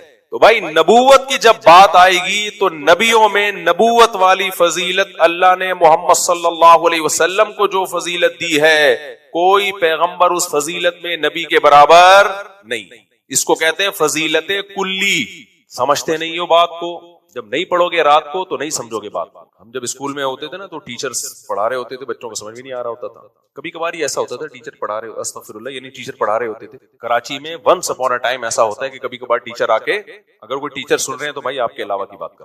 تو اب سمجھو انسان کو، اب سمجھو تو انسان کو جو فضیلت جزوی ہے وہ تو اس بیس پہ ہو سکتی ہے، یہ صحت مند ہے، یہ خوبصورت ہے، یہ پٹھان ہے، یہ راجپوت ہے، یہ فلانا ہے، یہ مہاجر ہے، یہ ہر آدمی اپنی قوم پہ فخر کر رہا ہوتا ہے، تو یہ جزوی فضیلت ہے۔ بھائی ہو گیا، آپ کسی قوم میں غیرت زیادہ ہے، کسی قوم میں سلیقہ زیادہ ہے، کسی قوم میں وفا زیادہ ہے، ہر قوم کی اپنی فضیلت ہوتی ہے۔ قومیت کی بیس پہ لوگ کہتے ہیں یہ ہماری فضیلت ہے، صحت کی بیس پہ باڈی بلڈر اپنے یہ ڈولے شولے باڈی بلڈروں کی یہ جو ان کے بازو ہیں یہ ہماری ران کے برابر ہوتے ہیں، پتہ ہی نہیں چل رہا ہوتا کہ یہ ان کی ٹانگ ہے یا ہمارا بازو ہے، اتنے بڑے بڑے ڈولے بنائے ہوئے ہوتے ہیں۔ جزوی فضیلت ہے ماشاءاللہ، تو یہ سب جزوی فضیلت۔ تو اب کیا ہے، خوب سمجھو، انسان کو جو کلی فضیلت ہے وہ اس بیس پہ، کلی فضیلت جس بیس پہ ہے وہ بیس ہے جس بیس پر آپ کو جنت ملے۔ اللہ کہے گا جو جس وجہ سے انسان کو ہم نے فضیلت دی ہے وہ دو چیزیں ہیں، وہ دو چیزیں آپ میں پائی جائیں گی، تو آپ جو مشن اللہ نے دیا تھا نا، آپ اس میں آپ کو فضیلت حاصل ہے۔ وہ کیا ہے؟ وہ اللہ تعالیٰ فرماتے ہیں اِنَّا عَرَضْنَا الْأَمَانَةَ عَلَى السَّمَاوَاتِ وَالْأَرْضِ وَالْجِبَالِ فَأَبَيْنَ أَن يَحْمِلْنَهَا وَأَشْفَقْنَ مِنْهَا وَحَمَلَهَا الْإِنسَانُ إِنَّهُ كَانَ ظَلُومًا جَهُولًا۔ بار امانت اللہ نے پہاڑوں پہ پیش کیا، کائنات پہ پیش کیا۔ اللہ کہتے ہیں سب ڈر گئے، نا نا نا، اے اللہ ہمیں پہاڑ ہے پہاڑ ہی رہنے دے، اے اللہ ہم آسمان ہے آسمان ہی رہنے دے، عالم ارواح میں۔ اللہ کہتے ہیں جب میں نے انسان پہ یہ بار امانت پیش کیا تو انسان نے اس بار امانت کو اپنے کندھوں پہ اٹھا لیا، لیکن انہو کان ظلوما جہولا، یہ کانا بمانا سارا ہے۔ جو صرف نحو کے طلبہ ہیں وہ ان کو پتا ہے کہ سارا کیا ہوتا ہے اور کانا کیا ہوتا ہے، جہلم والوں کو یہ بھی نہیں پتا ہوگا۔ خیر، انہو کان ظلوما جہولا، یہ ہو گیا ظلوم بھی اور جہول بھی۔ کیا مطلب؟ جہول علم سے غافل۔ بار امانت کیا ہے؟ اللہ کے احکام کو سیکھنا اور اس پر عمل کرنا۔ اللہ نے کہا یہ کرو یہ مت کرو، اس کو پہلے سیکھتا ہے نا انسان کہ بھئی اللہ مجھ سے چاہتا کیا ہے۔ اس چاہنے کے جاننے کو دین کا علم کہا جاتا ہے۔ اس کا بھی اللہ نے ہمیں پابند بنایا کہ دین کا بنیادی علم سیکھو کہ کیا حلال ہے اور کیا حرام، اور پھر اس کے مطابق عمل بھی کرو۔ اللہ کہتے ہیں انسانوں میں اکثریت نے نہ سیکھا اور نہ اس پر عمل کیا. عمل نہ کرنے کو ظلوم سے تعبیر کیا گیا, ظالم, اور علم نہ سیکھنے کو جہول سے تعبیر کیا گیا, جاہل. اس میں بڑے بڑے پڑھے لکھے لوگ بھی آ گئے, لیکن اللہ ان سب کو کیا کہہ رہا ہے؟ جاہل. کیوں بھائی؟ دنیا میں سفر میں جو چیزیں سفر کے لوازمات میں سے تھیں وہ تو آپ نے جان لی, لیکن جس کام کے لیے سفر کر رہے تھے وہ کام آپ کو پتا نہیں ہے. سمجھ میں نہیں آ رہی بات؟ دیکھو آپ ٹرین میں سفر کر رہے ہیں, 24 گھنٹے کا سفر ہے جو کہ ہوتا 48 گھنٹے میں پورا ہے, پاکستان میں بات کر رہا ہوں. تو اس ٹرین کے سفر کے لیے آپ کو کچھ چیزوں کا علم ہونا ضروری. نمبر 1, ٹکٹ کہاں سے ملے گا, کون سے اسٹیشن پہ گاڑی کو آنا چاہیے, آئے گی نہیں آئے گی وہ تو ایک الگ بات ہے, آنا چاہیے کون سے اسٹیشن پہ گاڑی, ٹھیک ہے. پھر آپ کی بوگی کون سی ہے, آپ پڑھنا جانتے ہو, بوگی نمبر. پھر آپ جب وہاں بیٹھو گے تو کھانا کیسا ہونا چاہیے راستے میں, واش روم کا, پھر کہاں کہاں گاڑی رکے گی, یہ ساری چیزوں کا, یا بس میں بھی ایسے ہی ہوتا ہے, گاڑی میں بھی ایسے ہی ہوتا ہے. تو ایک ہے وہ علم جو زندگی کا سفر گزارنے کے لیے ضروری. وہ علم کیا ہے؟ ہم جب پیدا ہوتے ہیں تو پیدائش سے لے کے موت تک ہمیں کچھ علوم کی ضرورت ہوتی ہے تاکہ ہم سوسائٹی میں اس سفر میں اچھے طریقے سے سروائیو کر سکیں. سمجھ رہے کہ نہیں سمجھ رہے؟ سوسائٹی میں اچھے طریقے سے سروائیو کر سکیں. زندگی بھی ایک سفر ہے نا بھائی, دنیا میں آتے ہیں تو تمیز سے زندگی گزر جائے. اس کے لیے ہمیں سب سے پہلے ضرورت ہوتی ہے ڈاکٹروں کی. بچے کو کھانسی ہو گئی, نزلہ ہو گیا, بخار ہو گیا, آڑا ترشا پیدا ہو گیا, معذور ہو گیا, تو کیا کرنا ہے بھائی؟ میڈیکل سائنس کا علم ہونا چاہیے ہمارے پاس. بہت سے بڑے بڑے ماہر چائلڈ اسپیشلسٹ پیدا ہوئے, ٹھیک ہے نا؟ کیا خیال ہے, ادھر توجہ ہے کہ نہیں ہے؟ یہ بھی اچھا علم ہے بھائی, زندگی کا سفر گزارنے کے لیے ضروری ہے. پھر کیا ہوا جی, ہم بالغ ہوتے ہیں تو چائلڈ اسپیشلسٹ کی فہرست سے نکل کے جو جنرل فزیشین ہیں, عام ڈاکٹر ہیں, اس میں آ جاتے ہیں. پھر اگر گردے خراب ہوئے تو گردوں کے اسپیشلسٹ بھی ہونے چاہیے, پھیپڑے خراب ہے تو پھیپڑوں کے اسپیشلسٹ بھی ہونے چاہیے, وغیرہ وغیرہ وغیرہ. یہ سب اس دنیا کے سفر کو ہمارے لیے اچھا بنانے کے لیے ضروری. ہمیں دنیا میں چلنا بھی پھرتا ہے تو ظاہر ہے رہنا پڑتا ہے, تو گھر ہونے چاہیے. پہلے انسان غار بنا کے رہتا تھا, اس کے ایکسپرٹ ہوا کرتے تھے. پھر ترقی کرتے کرتے اب سول انجینئر آ گئے ہیں, این ڈی یونیورسٹی سے فارغ ہوتے ہیں, وہ نقشے بنا کے دیتے ہیں, ایسے بناؤ. پھر مزدوروں کو بلاتے ہیں, کنسٹرکشن کے ماہرین الگ ہوتے ہیں, بزنس کے ماہرین الگ ہوتے ہیں. پھر انسان نے تسخیر کائنات کرنی ہے, اس کائنات کو مسخر کرنا ہے, تو ناسا والوں نے وہ مسخر کرنے کے لیے اپنے سیارے کہاں بھیجے ہوئے ہیں؟ فضاؤں میں. سورج کے قریب سنا ایک سیارہ پہنچنے والا ہے, آج کل رپورٹ آ رہی ہے. میں بہت شوق سے یہ سائنسی پروگرام دیکھتا ہوں. سنا ہے کہ سورج کی رپورٹیں ہم تک پہنچنے والی ہیں. تو یہ سارا اس دنیا کی ٹریولنگ کو سوٹیبل بنانے کی, سمجھتے ہو؟ لیکن یہ علم سے انسان کو فضیلت کلی حاصل خوب سمجھ. یہ اچھا علم ہے, ضروری علم ہے, اس کی ضرورت سے انکار نہیں ہے, اس کی ضرورت کا کوئی منکر نہیں ہو سکتا. لیکن یہ جزوی فضیلتیں ہیں کہ میں ڈاکٹر ہوں, میں سائنٹسٹ ہوں, میں پائلٹ ہوں, میں مزدور ہوں, میں فوج میں فلاں آفیسر ہوں, میں سیاستدان ہوں. یہ سب کیا ہیں؟ بولو ادھر توجہ بھائی.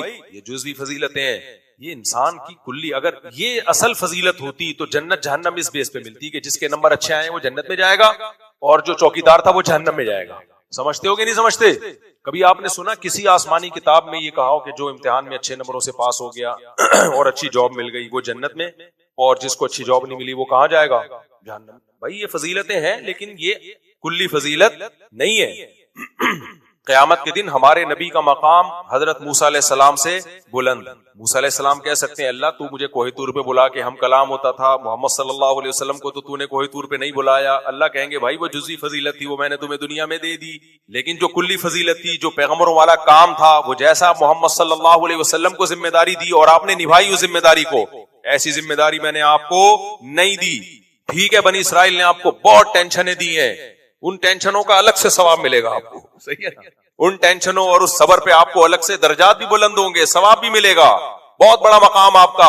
لیکن محمد صلی اللہ علیہ وسلم سے آگے نہیں جا سکتے. انبیاء میں سب سے بڑا مقام محمد صلی اللہ علیہ وسلم کا ہے, اس کے بعد حضرت ابراہیم علیہ السلام کا, اس کے بعد حضرت موسیٰ علیہ السلام کا, اس کے بعد حضرت عیسیٰ علیہ السلام کا. اہل سنت والجماعت کے یہاں یہ 4 ترتیب ہے. اس کے بعد پھر کسی نے کہا نوح علیہ السلام, کسی نے کہا آدم علیہ السلام, وہ ایک الگ بحث ہے. حضرت عیسیٰ علیہ السلام کی فضیلت بھی باقی پیغمبروں پر اس لیے زیادہ ہے کہ نبی صلی اللہ علیہ وسلم کے مشن کی تکمیل کے لیے اللہ نے جس پیغمبر کی سلیکشن کی ہے وہ عیسیٰ ابن مریم ہے. تو یہ بہت بڑی فضیلت, کیونکہ نبی کا مشن قرب قیامت میں جب اسلام دنیا میں غالب ہوگا تو یہ کام اللہ کس کے ذریعے لے گا؟ عیسیٰ ابن مریم کے ذریعے. یہ کم فضیلت نہیں ہے, اس کے لیے اللہ نے کسی اور پیغمبر کا انتخاب نہیں کیا. خیر جی, تو انسان کو جو کلی فضیلت حاصل ہے وہ علم, کہ اللہ کے احکام سیکھے اور پھر اس پر عمل کرے. تو جو اس میں پورا اترے گا انسانیت میں سب سے افضل وہ ہوگا. اور یہ اللہ کے علم کا مطلب عالم بننا, مفتی بننا نہیں ہے. یہ تو قرآن نے کہا کہ کچھ لوگ ایسے ہونے چاہیے جو دین کے علم میں ایکسپرٹ ہوں. اگر اللہ یہ کہتا تھا سارے عالم مفسر بنے تو پھر دنیا کا کام کون کرے گا بھائی؟ کیونکہ دنیا مسافر خانہ ہے, اس میں بھی تو ہم نے رہنا تو ہے نا. بہرحال یہاں سے جانا ہے لیکن فوراً تھوڑی چلے جانا ہے. اگر پتہ چل جاتا کل قیامت آئے گی اور کل ہی ہم سب نے یہاں سے نکل لینا ہے, پھر یہ سارے کالج والج ختم کرو, بند کرو, کیا خیال ہے بھائی؟ لیکن رہنا تو تھوڑے دن تو رہنا ہے نا.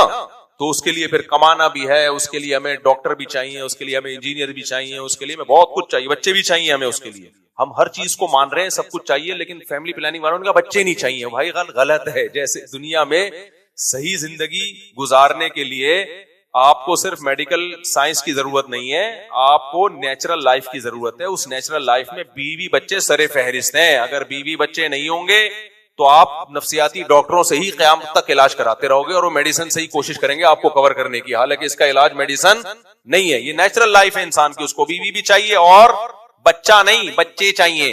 اور اگر آپ کا ایک آدھ بچہ ہو گیا تو بچہ ڈپریشن میں جائے گا, کیونکہ بچے کو بہن بھائی چاہیے, یہ اس کی نیچر ہے. اس لیے ہم یہ فیملی پلاننگ والے اور ٹوپی ڈراموں سے ذرا بھی اللہ کا شکر ہے متاثر نہیں ہوتے. اور آپ کے سامنے بیٹھا ہوا ہوں, اللہ نظر بس سے بچائے. میں یہ باتیں 2004 میں کرتا تھا کہ زیادہ بچے ہوں, خاندان بڑا ہو, لوگ کہتے تھے ٹینشن سے مرے گا. آج 19 کی رپورٹ ہے, الحمدللہ مرا ٹینشن سے.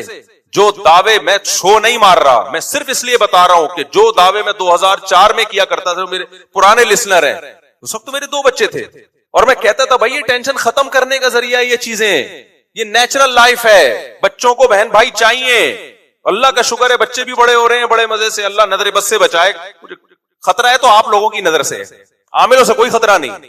تو بچے بھی ہو رہے ہیں, بڑے بھی ہو رہے ہیں, کھا بھی رہے ہیں, پی بھی رہے ہیں, پڑھ بھی رہے ہیں. تھوڑی بہت ٹینشنیں تو ہر گھر میں ہوتی ہیں, وہ تو 2 بچوں میں بھی ہوگی.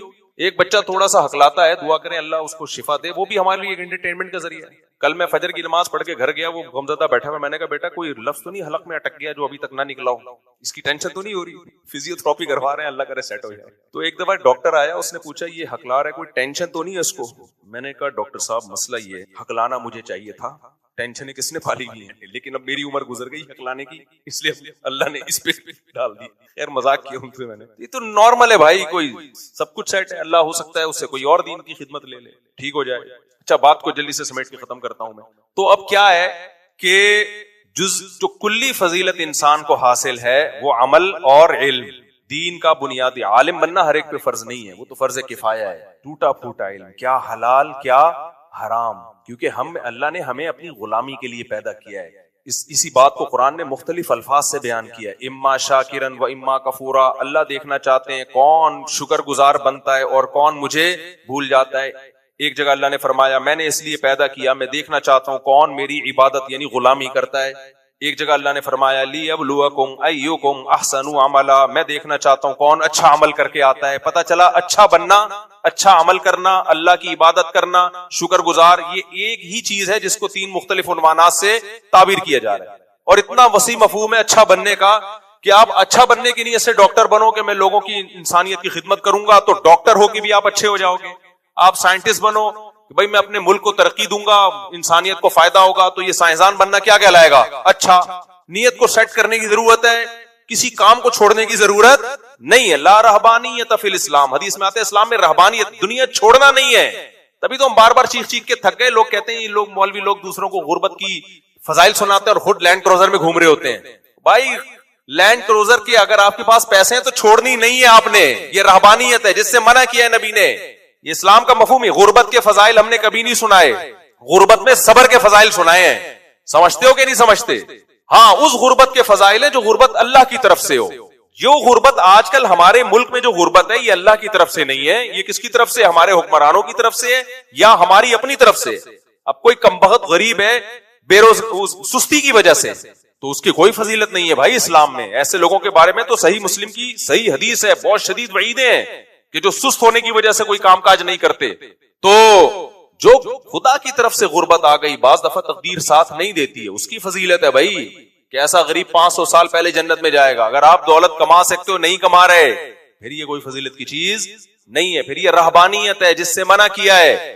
اگر غریب ہونا کوئی اسلام میں فضیلت ہی کی چیز ہوتا ہر صورت میں تو نبی صلی اللہ علیہ وسلم سید حضرت عثمان کو کہتے کہ آپ غنی کیوں ہیں. حضرت عثمان کے تو 400 اونٹ مدینہ میں آتے تھے, زمین ہلتی تھی, اتنے بڑی تجارت تھی ان کی. جب اونٹ آتے تھے نا پتہ چل جاتا تھا کوئی قافلہ آ رہا ہے, یہ سب تجارتی مال لے کے آتا تھا قافلہ. حضرت عثمان کے وقف کردہ کنویں اب تک موجود ہیں, اتنی دولت تھی. تو بہت بڑے بڑے, اگر غربت لوگ کہتے ہیں نا علماء گدھوں پہ گھومے, سائیکلوں پہ گھومے, پیون زدہ کپڑے پہنے, اگر میرے بھائی اس کی فضیلت ہوتی تو سلیمان علیہ السلام بھی غریب ہوتے. سلیمان علیہ السلام کے پاس تو دولت, تاج ایسا, تخت ایسا, ملکہ سبا دیکھ کے حیران ہو گئی یہ کیا ہے بھائی. تو یہاں کا کوئی صوفی ہوتا یا علماء پہ اعتراض کرنے والے, وہ سب سے پہلے انگلی کس پہ اٹھاتے؟ سلیمان علیہ السلام پہ, کہ حضرت آپ کہتے ہو دنیا مسافر خانہ ہے اور آپ کے تخت میں ہی تاج میں ہیرے جواہرات جڑے ہوئے ہیں, 100 بیگمات آپ نے رکھی ہوئی ہیں, ان کی 100 بیویاں تھیں بخاری میں. بہت معذرت کے ساتھ مجھے ایسی باتیں کرتے ہوئے اچھا نہیں لگتا, آپ احساس کمتری کے شکار ہوتے ہیں, لیکن بہرحال رپورٹ ہے تو پیش کرنی پڑی. اور تخت ان کا ایسا عالی شان, وہ منجی بھی بنا سکتے تھے. کیا خیال ہے, چارپائی ڈال دیتے. چارپائی میں فائدہ کیا ہے, بیڈ میں نیچے سے ہوا نہیں آتی, چارپائی میں نیچے سے بھی ہوا آتی ہے. میں جب غریب جس کے پاس چارپائی ہو تو اس کو یہ فضیلت سناتا ہوں میں, دیکھو بیڈ والوں پہ احساس کمتری میں مت جانا. بیڈ والوں کو دیکھ, جو بیڈ پہ سوتے ہیں ان میں 2 طرف سے ہوا آتی ہے, نیچے سے ہوا نہیں آتی. کنوارے جو شادی شدہ کو دیکھ کے احساس کمتری میں جاتے ہیں ان کو بولتا ہوں دیکھو تم جس بستر پہ سوتے ہو تمہارے پاس آپشن ہے, ادھر سے بھی اتر سکتے ہو, ادھر سے بھی اتر سکتے ہو. شادی شدہ صرف ادھر سے اتر کے جا سکتا ہے, دوسری طرف دوسری سائڈ اس کے پاس نہیں. تو خیر بیان ہمارا کہیں اور چلا گیا, بات ختم کر رہا ہوں. انسان کو میرے بھائی فضیلت جزوی کے بجائے فضیلت کلی جو حاصل ہے وہ اچھا عمل پہ ہے. اس میں چپڑاسی ہو یا کوئی بہت بڑا آفیسر ہو, وہ سب اللہ کی نظر میں کیا ہے, برابر. ابو جہل سردار تھا, ابو لہب سردار تھے, جنت میں نہیں جائیں گے. بلال حبشی غلام تھے, رنگ بھی سیاہ تھا, موٹے ہونٹ تھے, لیکن ان کی جنت کی آہٹ قدموں میں, ان کے قدموں کی آہٹ نبی نے جنت میں سنی. تو یہ فضیلت ہے اصل. بیان کر ہم کہیں اور سے چلے تھے, کہیں اور پہنچ گئے, لیکن جہاں بھی پہنچے آخر میں جو پہنچے ہیں نا, وہ جو کنوارے والی بات ہے وہ خاندانی. تو اس لیے کنواروں کو میں شادی کے فضائل سناتا ہوں, لیکن جب رشتہ نہیں مل رہا تو بھائی یہی سوچ کے انجوائے کرو, ابھی ہمارے پاس آزادی ہے, ہم یہاں سے بھی اتر سکتے ہیں, یہاں سے بھی اتر سکتے ہیں. شادی ہو جائے گی تو صرف ادھر سے اتر سکیں گے, ادھر سے. جب تک نہیں ہو رہی تو یہی سوچو نا. اب اس سے کوئی کہہ لو خود شادیاں کرتے ہیں اور کنواروں کو کہہ رہے کنوارے پن کے فضائل. تو اسی طرح میرے بھائی جیسے یہ اعتراض درست نہیں ہے, ایسے ہی کوئی کہ مفتی صاحب خود جناب ریووں میں گھوم رہے ہیں اور دوسروں کو بتا رہے ہیں کہ دنیا مسافر خانہ ہے, تو یہی مثال یہاں بھی چسپا ہوتا. سمجھتے ہو بھائی اللہ کی طرف سے اگر غربت ہے تو صبر ہی کرنا ہے, اور کیا کرنا ہے. پھر ہمارے نبی کی ہمارے سامنے مثال ہے, 40 سال دن گھر میں چولہا نہیں جلا. اللہ کے نبی کو اللہ نے مسکین اس لیے رکھا کہ جو قدرت کی طرف سے جو مسکین اور غریب ہوں گے تو ان کے سامنے پیغمبر کی مثال رہے گی, تو وہ غریب صبر کر پائے گا کہ یار سب سے بڑا مقام محمد صلی اللہ علیہ وسلم کا, جب ان کے گھر میں 40 دن چولہا نہیں جلتا تھا, تو اس سے پتہ چلتا ہے چولہا گھر میں جلنا یہ اللہ سے محبت کی دلیل نہیں ہے, اور یہ اس کی بھی دلیل نہیں ہے کہ اللہ آپ سے ناراض ہے. اس لیے فضیلت کلی کی طرف کو فوکس کرو. دولت میں بھی اللہ کو راضی کیا جا سکتا ہے, غربت میں بھی, لیکن آخرت اسی کو ملے گی جو جس سے اللہ راضی ہو, چاہے وہ غریب ہو چاہے وہ مالدار ہو. اس سے کوئی فرق نہیں پڑتا کہ ہے یا پیسہ ہے یا نہیں ہے. سمجھتے ہو گے نہیں سمجھتے, اللہ عمل کی توفیق عطا فرمائے. آپ نے اجازت دی کہ میں عریدہ صوفیہ سہیل بنت محمد سہیل رانا کا نکاح 1 لاکھ روپے میں سید معیز حسن ول سید آل محمد سے کروں, اجازت ہے؟ اچھا. محمد مزمل صدیقی ولد عبد الخالق دلہا. عفیفہ بنت سعید خان, مہر کی رقم 2 لاکھ. دلہن کے وکیل کون ہے بھائی؟ آپ نے اجازت دی میں عفیفہ بنت سعید خان کا نکاح محمد مزمل صدیق خالد سے کروں. الحمدللہ نحمده ونستعینه ونستغفره ونؤمن به ونتوکل علیہ ونعوذ باللہ من شرور انفسنا ومن سیئات اعمالنا من يهده الله فلا مضل له ومن يضلله فلا هادي له ونشهد ان لا اله الا الله وحده لا شريك له ونشهد ان سيدنا وحبيبنا وشفيعنا وسندنا محمدا عبده ورسوله صلى الله تعالى عليه وعلى آله وأصحابه وبارك وسلم تسليما كثيرا كثيرا. أما بعد فأعوذ بالله من الشيطان الرجيم بسم الله الرحمن الرحيم يا أيها الناس اتقوا ربكم الذي خلقكم من نفس واحدة وخلق منها زوجها وبث منهما رجالا كثيرا ونساء واتقوا الله الذي تساءلون به والأرحام إن الله كان عليكم رقيبا وقال تعالى يا أيها الذين آمنوا اتقوا الله وقولوا قولا سديدا يصلح لكم أعمالكم ويغفر لكم ذنوبكم ومن يطيع الله ورسوله فقد فاز فوزا عظيما وقال النبي صلى الله عليه وسلم النكاح من سنتي وقال فمن رغب عن سنتي فليس مني وقال النبي صلى الله عليه وسلم تزوجوا الودود الولود فإني مباهي بكم الأمم وقال النبي صلى الله عليه وسلم تزوجوا ولا تكونوا كرهبان النصارى. جناب سید معیز حسن، آپ ہیں سید معیز حسن بل سید آل محمد، میں نے 1 لاکھ روپے معجل مہر میں آپ کا نکاح عریدہ صوفیہ سہیل بنت محمد سہیل رانا سے کیا. آپ نے اس نکاح کو قبول کیا؟ زور سے بولیں. قبول ہے. جناب محمد مزمل صدیقی ولد عبد الخالق، میں نے 2 لاکھ روپے مہر میں آپ کا نکاح عفیفہ بنت سعید خان سے کیا. آپ نے اس نکاح کو قبول کیا؟ جزاک اللہ. یہ سہیل بھائی کا جو میں نے واقعہ سنا ہے نا، یہ چائنا بہت جاتے ہیں. ان سے میں نے بولا ہوا یار میرا چائنا کا ویزا لگواؤ، اتنے کو کا سفر ہو گیا، چائنا کا نہیں ہوا، ہو سکتا ہے ان کے ساتھ اپنے خرچے چائنا کا سفر ہو. ویڈیو سارے بند کر. اچھا، دعا سے پہلے ایک اور بات سن لیں کہ نکاح کی ویڈیو بنانے دیں، بس نکاح کے بعد بیان کی یہ والی، یہ تو ریکارڈ ہو ہی رہی ہے، کوئی مسئلہ نہیں. انہوں نے دیکھو دادا کو وکیل بنایا ہے. ٹھیک ہے، جو دادا ہے نا وہ سہیل بھائی کی جو بچی کا نکاح ہو رہا ہے ان کے دادا کو وکیل بن یہی ہونا چاہیے. دلہن کے وکیل بہنوئی بن رہا ہوتا ہے اور نامحرم چچا زاد خالہ زاد یہ بن رہے ہوتے ہیں. اللہ تعالیٰ نے باپ دادا کو وکیل، اور ایسے موقع پہ گھر کے بڑوں کو ویسے بھی عزت دینی چاہیے. سمجھ رہے ہیں نا؟ باپ کے بجائے پروٹوکول کس کو دینا چاہیے؟ باپ کے بھی باپ. لوگ کہتے ہیں تو ہمارا باپ ہے تو ہم تیرے باپ کا بھی باپ. کہتے ہیں نا لوگ تو اگر میرا باپ ہے تو ہم تیرے باپ کا بھی کیا ہے؟ باپ ہے. تو دادا کو فضیلت عرف نے بھی دی ہے، کلچر نے بھی دی ہے، اسلام نے بھی دی ہے. تو یہ اچھا لگا مجھے کہ انہوں نے وکیل کس کو بنایا؟ بچی کے دادا کو. حالانکہ باپ وکیل ہوتا ہے لیکن وہ رسپیکٹ کا تقاضا یہ ہے کہ بھائی جب گھر میں بڑے ابا موجود ہیں تو چھوٹے ابا کی ویلیو نہیں ہونی چاہیے. جب بڑے موجود ہیں چھوٹوں کی حیثیت نہیں ہونی. تو آج کل ہماری سوسائٹی میں یہ سیٹ اپ بھی ختم. دادا بیچارہ کھانسنے کے لیے رکھا ہوا ہوتا ہے، بس ایک کونے میں بیٹھا ہوتا ہے، کوئی اس کو کہیں بھی پوچھتا نہیں. رشتے و ناتوں میں اس کی 2 ٹکے کی ویلیو نہیں ہے. تو جو خاندانی لوگ ہوتے ہیں وہ ہر جگہ اپنے بڑوں کو نے دیکھا، خاندانی لوگ جب رشتے ناتے طے کر رہے ہوتے ہیں بھائی دادا آئیں گے بات کر. تو یہ ویلیو دینی چاہیے. دعا کر لیں جو 2 نکاح ہوئے اللہ تعالیٰ ان میں برکت دے. الحمدللہ والعاقبۃ للمتقین والصلاۃ والسلام علی رسول کریم وعلی آلہ وصحبہ اجمعین. اللہ ان دونوں نکاحوں کو اپنے دربار میں قبول فرما. اے اللہ ان دونوں جوڑوں کو تادم حیات اس نکاح کی خوب برکتیں نصیب فرما. تادم حیات کامیاب ازدواجی زندگی نصیب فرما. محبت کے ساتھ، الفت کے ساتھ، برکتوں کے ساتھ رہنے کی توفیق نصیب فرما. آپس کے اختلاف و انتشار سے، لڑائی جھگڑوں سے، ہر قسم کے شر فساد سے اللہ ان دونوں جوڑوں کی ہمیشہ کے لیے حفاظت فرما. اے اللہ اس نکاحوں کو ان کے خاندان میں جوڑ کا، محبتوں کا ذریعہ بنا. ہر طرح کی شر سے، حسد سے اور شیطان کے فتنوں سے اللہ ان کی حفاظت فرما. جس کی جو جائز مراد ہوئے اللہ اس کی مراد کو پورا فرما. ربنا آتنا فی الدنیا حسنۃ وفی الآخرۃ حسنۃ وقنا عذاب النار. صلی اللہ تعالی علی خیر خلقہ محمد وعلی آلہ وصحبہ. اللہ تعالیٰ بہت مبارک. یہ اب کوئی ایسا سوال ہونا تو تحریری میں جمع کرا دیں ہمارے دارالفتا، اس کا ریٹن میں جواب، ریٹن میں تحقیق. کچھ اختلافی مسئلے ایسے ہوتے ہیں جتنا اچھالو گے اتنا لوگ فتنے میں پڑیں گے، ان کو دبا دینا بہتر ہوتا ہے. تو بعض لوگ چاہتے ہیں کہ ہم کوئی الٹی بات کریں اور پھر لوگ جواب دیں اور مشہور ہوئے. تو ایسے کوئی سوال ہم یہ نہیں کہہ رہے کہ جواب نہیں دیں گے، ایسے سوال تحریری صورت میں جمع کرا، ریٹن میں جواب ملے گا، بھلے پھر اس کو نیٹ پہ ڈال دو، وہ آپ کا مسئلہ ہے. میں آپ سے سوال کرنا چاہتا ہوں کہ ہمارے نبی صلی اللہ علیہ وسلم نے مردے زندہ کیے تھے. جو مردہ دل ہیں وہ نبی نے زندہ کیے، لیکن آپ صلی اللہ علیہ وسلم کے معجزوں میں یہ بات تو ہے کہ آپ نے چاند کے 2 ٹکڑے کیے، یہ بھی معجزہ ہے. آپ صلی اللہ علیہ وسلم نے اپنی انگلیاں مبارک پانی میں ڈالی تو چشمہ ابلنے لگا. ایک دودھ کا پیالہ درجنوں لوگوں کو کافی ہو گیا.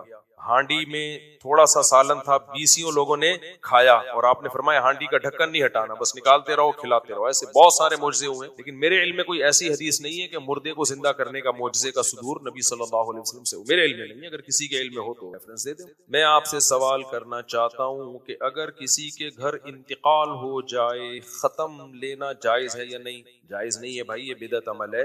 دیکھو جب کسی کے گھر میں انتقال ہو جائے، انتقال سے پہلے کیا کرنا ہے یہ بھی شریعت نے بتایا، انتقال کے بعد کیا کرنا ہے یہ بھی ہمیں شریعت نے بتایا. انتقال سے پہلے کیا کرنا ہے؟ نمبر 1 اس کو بچانے کی کوشش کرنا ہے کہ انتقال نہ ہو.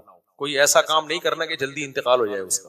ہاسپٹل لے کے جانا ہے، ٹریٹمنٹ کرنا ہے، علاج کرنا ہے، اس کے سامنے تسلی کی باتیں کرنی ہے، اس کو ڈپریشن میں نہیں لے کے جانا کہ تو مر رہا ہے بس اب بیٹا اب تو کچھ نہیں ہو سکتا تو مرے گا. تسلی کی باتیں، امیدیں دلانی ہے، یہ شریعت کا حکم ہے. اگر اس سے کچھ گناہ ہوئے ہیں تو موت کے وقت ان کی بھی امیدیں دلانی ہے، کیونکہ اب عمل کا دروازہ بند ہو گیا تو اللہ کی رحمت کے عنصر کو زیادہ سامنے رکھ. جب تک موت کا وقت نہیں ہے تو گناہگار ہے تو پھر اس کو زیادہ امیدیں نہیں دلانی، ڈرانا ہے تاکہ توبہ کرے. لیکن اب تو توبہ تو بیچارہ اب لیٹے لیٹے ہی کرے گا نا وہ، تو اس لیے ہر وہ کام کرنا ہے جس سے اس کی ٹینشن دور ہو. اور جب موت واقع ہو جائے تو پھر کیا کرنا ہے یہ بہت اچھی طرح سے سمجھو. سب سے پہلے صبر کرنا ہے. جو خود بخود رونا آتا ہے وہ تو نیچرل ہے، محبت کا تقاضا ہے. پتھر دل لوگ ہوتے ہیں جن کے آنکھوں سے آنسو جاری نہیں ہوتے، یہ تو فطری چیز. چیخنا چلانا نہیں ہے، گھر کی خواتین کو چیخنے چلانے سے روکنا ہے، اس سے ثواب ضائع ہو جاتا ہے. حدیث میں آتا ہے ان المیت لا يعذب ببکاء اہلہ علیہ او کما قال صلی اللہ علیہ وسلم. جب لوگ گھر میں میت پہ چیخ چیخ کے روتے ہیں اس سے میت کو عذاب ہوتا ہے. یہاں ایک سوال اٹھایا گیا بھائی یہ تو نہیں چیخ رہا، دوسرے کے گناہ کی سزا اس کو کیوں مل رہی ہے؟ وہ اس لیے مل رہی ہے کہ اس نے گھر والوں کی تربیت کیوں نہیں، ان کو بتایا کیوں نہیں، کہ صبر کیوں نہیں سکھایا. گھر کا سربراہ تھا نا تو اکثر سربراہ ہی پہلے جاتے ہیں، تو اس نے بتایا کیوں نہیں ان کو. تو اگر اس نے تربیت کی تھی پھر بھی وہ چیخیں پھر اس کو عذاب نہیں ہوگا کیونکہ اس نے اپنا کام پورا کر دیا. تو اس لیے گھر کی مستورات کو بتایا جائے چیخنا چلانا نہیں ہے، صبر کرنا ہے. ایک کام ہو گیا. نمبر 2 اس کے کفن دفن میں تاخیر نہیں کرنی ہے. سمجھ رہے ہو کہ نہیں سمجھ رہے؟ فوراً قبر والے کو پہلے یقین ہو جائے مر گیا ہے، ایسا نہ ہو سکتے میں گیا وہ شوق لگا اس کو پتا چلا آپ نے دوسری شادی کر لی ہے، شوق میں چلا گیا اور آپ نے اٹھا کے دفنا دیا اس کو. کیوں ایسے واقعات ہوئے ہیں کہ بندہ سکتے میں گیا. میں نے ایک واقعہ سنا ہے نا ایک صاحب کی ساس کا، میرے پاس فون آئے میری ساس کا انتقال ہو گیا، گھر کے باہر تمبو ٹینٹ لگ گئے تعزیت کرنے والوں کے لیے. تھوڑی دیر میں فون آیا میری ساس زندہ ہو گئی. کہہ رہے ایمبولینس میں لے کر آ رہے تھے ہاسپٹل سے نا، کراچی کی روڈ، اللہ کا بڑا فضل ہے، اتنا زور سے جھٹکا آیا کہ وہ نفس چلنے لگی ان کی. وہ سکتے میں گئی ہوئی تھی، ڈاکٹر سمجھ گئے کہ مردہ ہو گئی. تو میرا خیال ہے یہ سن کے یہ داماد سکتے میں چلا گیا ہوگا، اس کا پھر میں نے رپورٹ نہیں لی بعد میں تیرے ساتھ کیا ہوگا. خیر مذاق ہے، سانسیں ایسی نہیں ہوتی. تو یقین ہو کہ انتقال ہو گیا ہے تو اب فوراً کیا کرنا ہے؟ دفنانے میں جلدی. غیر مسلموں میں 3 4 5 دن رکھنا نارمل ہے، ہمارے یہاں ایسا نہیں ہے بھائی.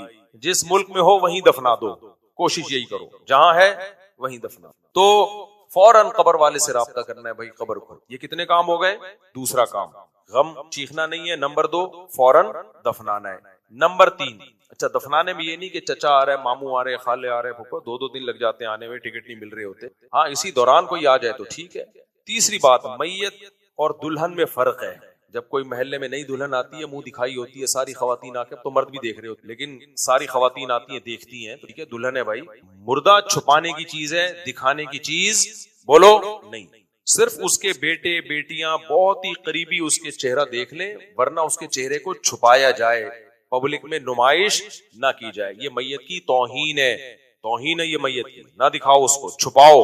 کیونکہ انسان کتنا ہی نیک ہو مرنے کے بعد چہرہ بگڑتا ہے اس کا، یہ نیچرل ہے. قبر میں جائے گا کیڑے کھائیں گے نا، تو یہ نیک لوگوں کی لاش کو بھی کیڑے کھاتے ہیں، یہ کوئی وہ نہیں ہے. تو پروسیس ایک نیچرل پروسیس ہے، سب کے ساتھ ہوگا. تبھی تو اللہ کہتے ہیں قیامت میں دوبارہ یہ عمل ریورس کروں گا، مٹی سے دوبارہ انسان بناؤں گا، پھر جنتیوں کو جنت میں لے کے جاؤں گا، جہنمیوں کو جہنم. تو اس مٹی تک پہنچے گا تو ریورس ہوگا نا. تو نیک لوگوں بھی ریورس ہوں گے اور جنت میں جائیں گے، برے بھی ریورس ہوں گے اور جہنم میں جائیں گے. لیکن ریورس کے پروسیس سے ہر ایک کو گزرنا پڑے گا. تو یہ ریورس کا پروسیس جب ہی ہوگا جب پہلے مٹی بنے، اور مٹی بننے کے لیے ضروری ہے کہ پہلے کیڑے پڑے جسم میں، خراب ہو باڈی. تو نیک آدمی بھی مرتا ہے، باڈی خراب ہونا شروع ہو جاتی ہے، چہرے میں وہ رونق نہیں رہتی. اس لیے چھپایا جائے. میت چھپانے کی چیز ہے، دکھانے کی چیز نہیں. اور ہمارے یہاں نمائش ہو رہی ہے، سیلفیاں ہو رہی ہیں میت کی، ناک میں روئیاں ٹھسی ہوئی ہوتی ہیں، وہ ویسے ہی عجیب سا لگ رہا ہوتا ہے، پھر اس کی سیلفیاں، پھر فیس بک پہ ہائے ہائے ہائے. پھر کیا ڈرامہ لگایا ہوا ہے یار. یہ غیر مسلموں پہ یہ چیزیں سوٹ کرتی ہیں، جاہلوں پہ سوٹ کرتی ہیں، سمجھدار لوگوں میں خاندانی لوگ یہ کام نہیں کرتے. چھپاؤ اس کو, منہ پہ کپڑا ڈال دو, دکھاؤ نہیں اس کو. ہاں بعض شہداء کی کرامتیں ہوتی ہیں کہ ان کی باڈی سلامت رہتی ہے, یہ بعض بزرگوں کی باڈی سلامت, وہ تو ہزاروں میں کوئی ایک, وہ تو کرامت ہے نا. کرامت تو کوئی اصول کی محتاج نہیں ہوتی. انبیاء کے جسم سلامت رہتے ہیں, وہ کبھی بھی خراب نہیں ہوتے انبیاء کے اجسام.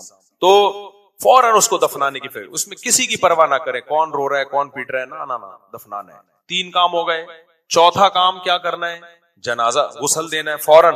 غسل عیدی سینٹر میں نہیں دلوانا, اپنی میت کو دوسروں کے ہاتھوں میں دے کے غسل دلوانا, یہ میت کی بہت بڑی بے کرمی ہے. آخری سفر تو انسان اکرام کر لینا, اپنا بھائی ہے, باپ ہے, دادا ہے, غسل خود دینا ہے اس کو. یہ میت کی آخری خدمت ہے, بڑھ چڑھ کے خدمت کرنی ہے. بھائی میں غسل دوں گا, لوگ اپنے باپ کو عیدی سینٹر بھجوا دیتے ہیں, لاوارث لاشیں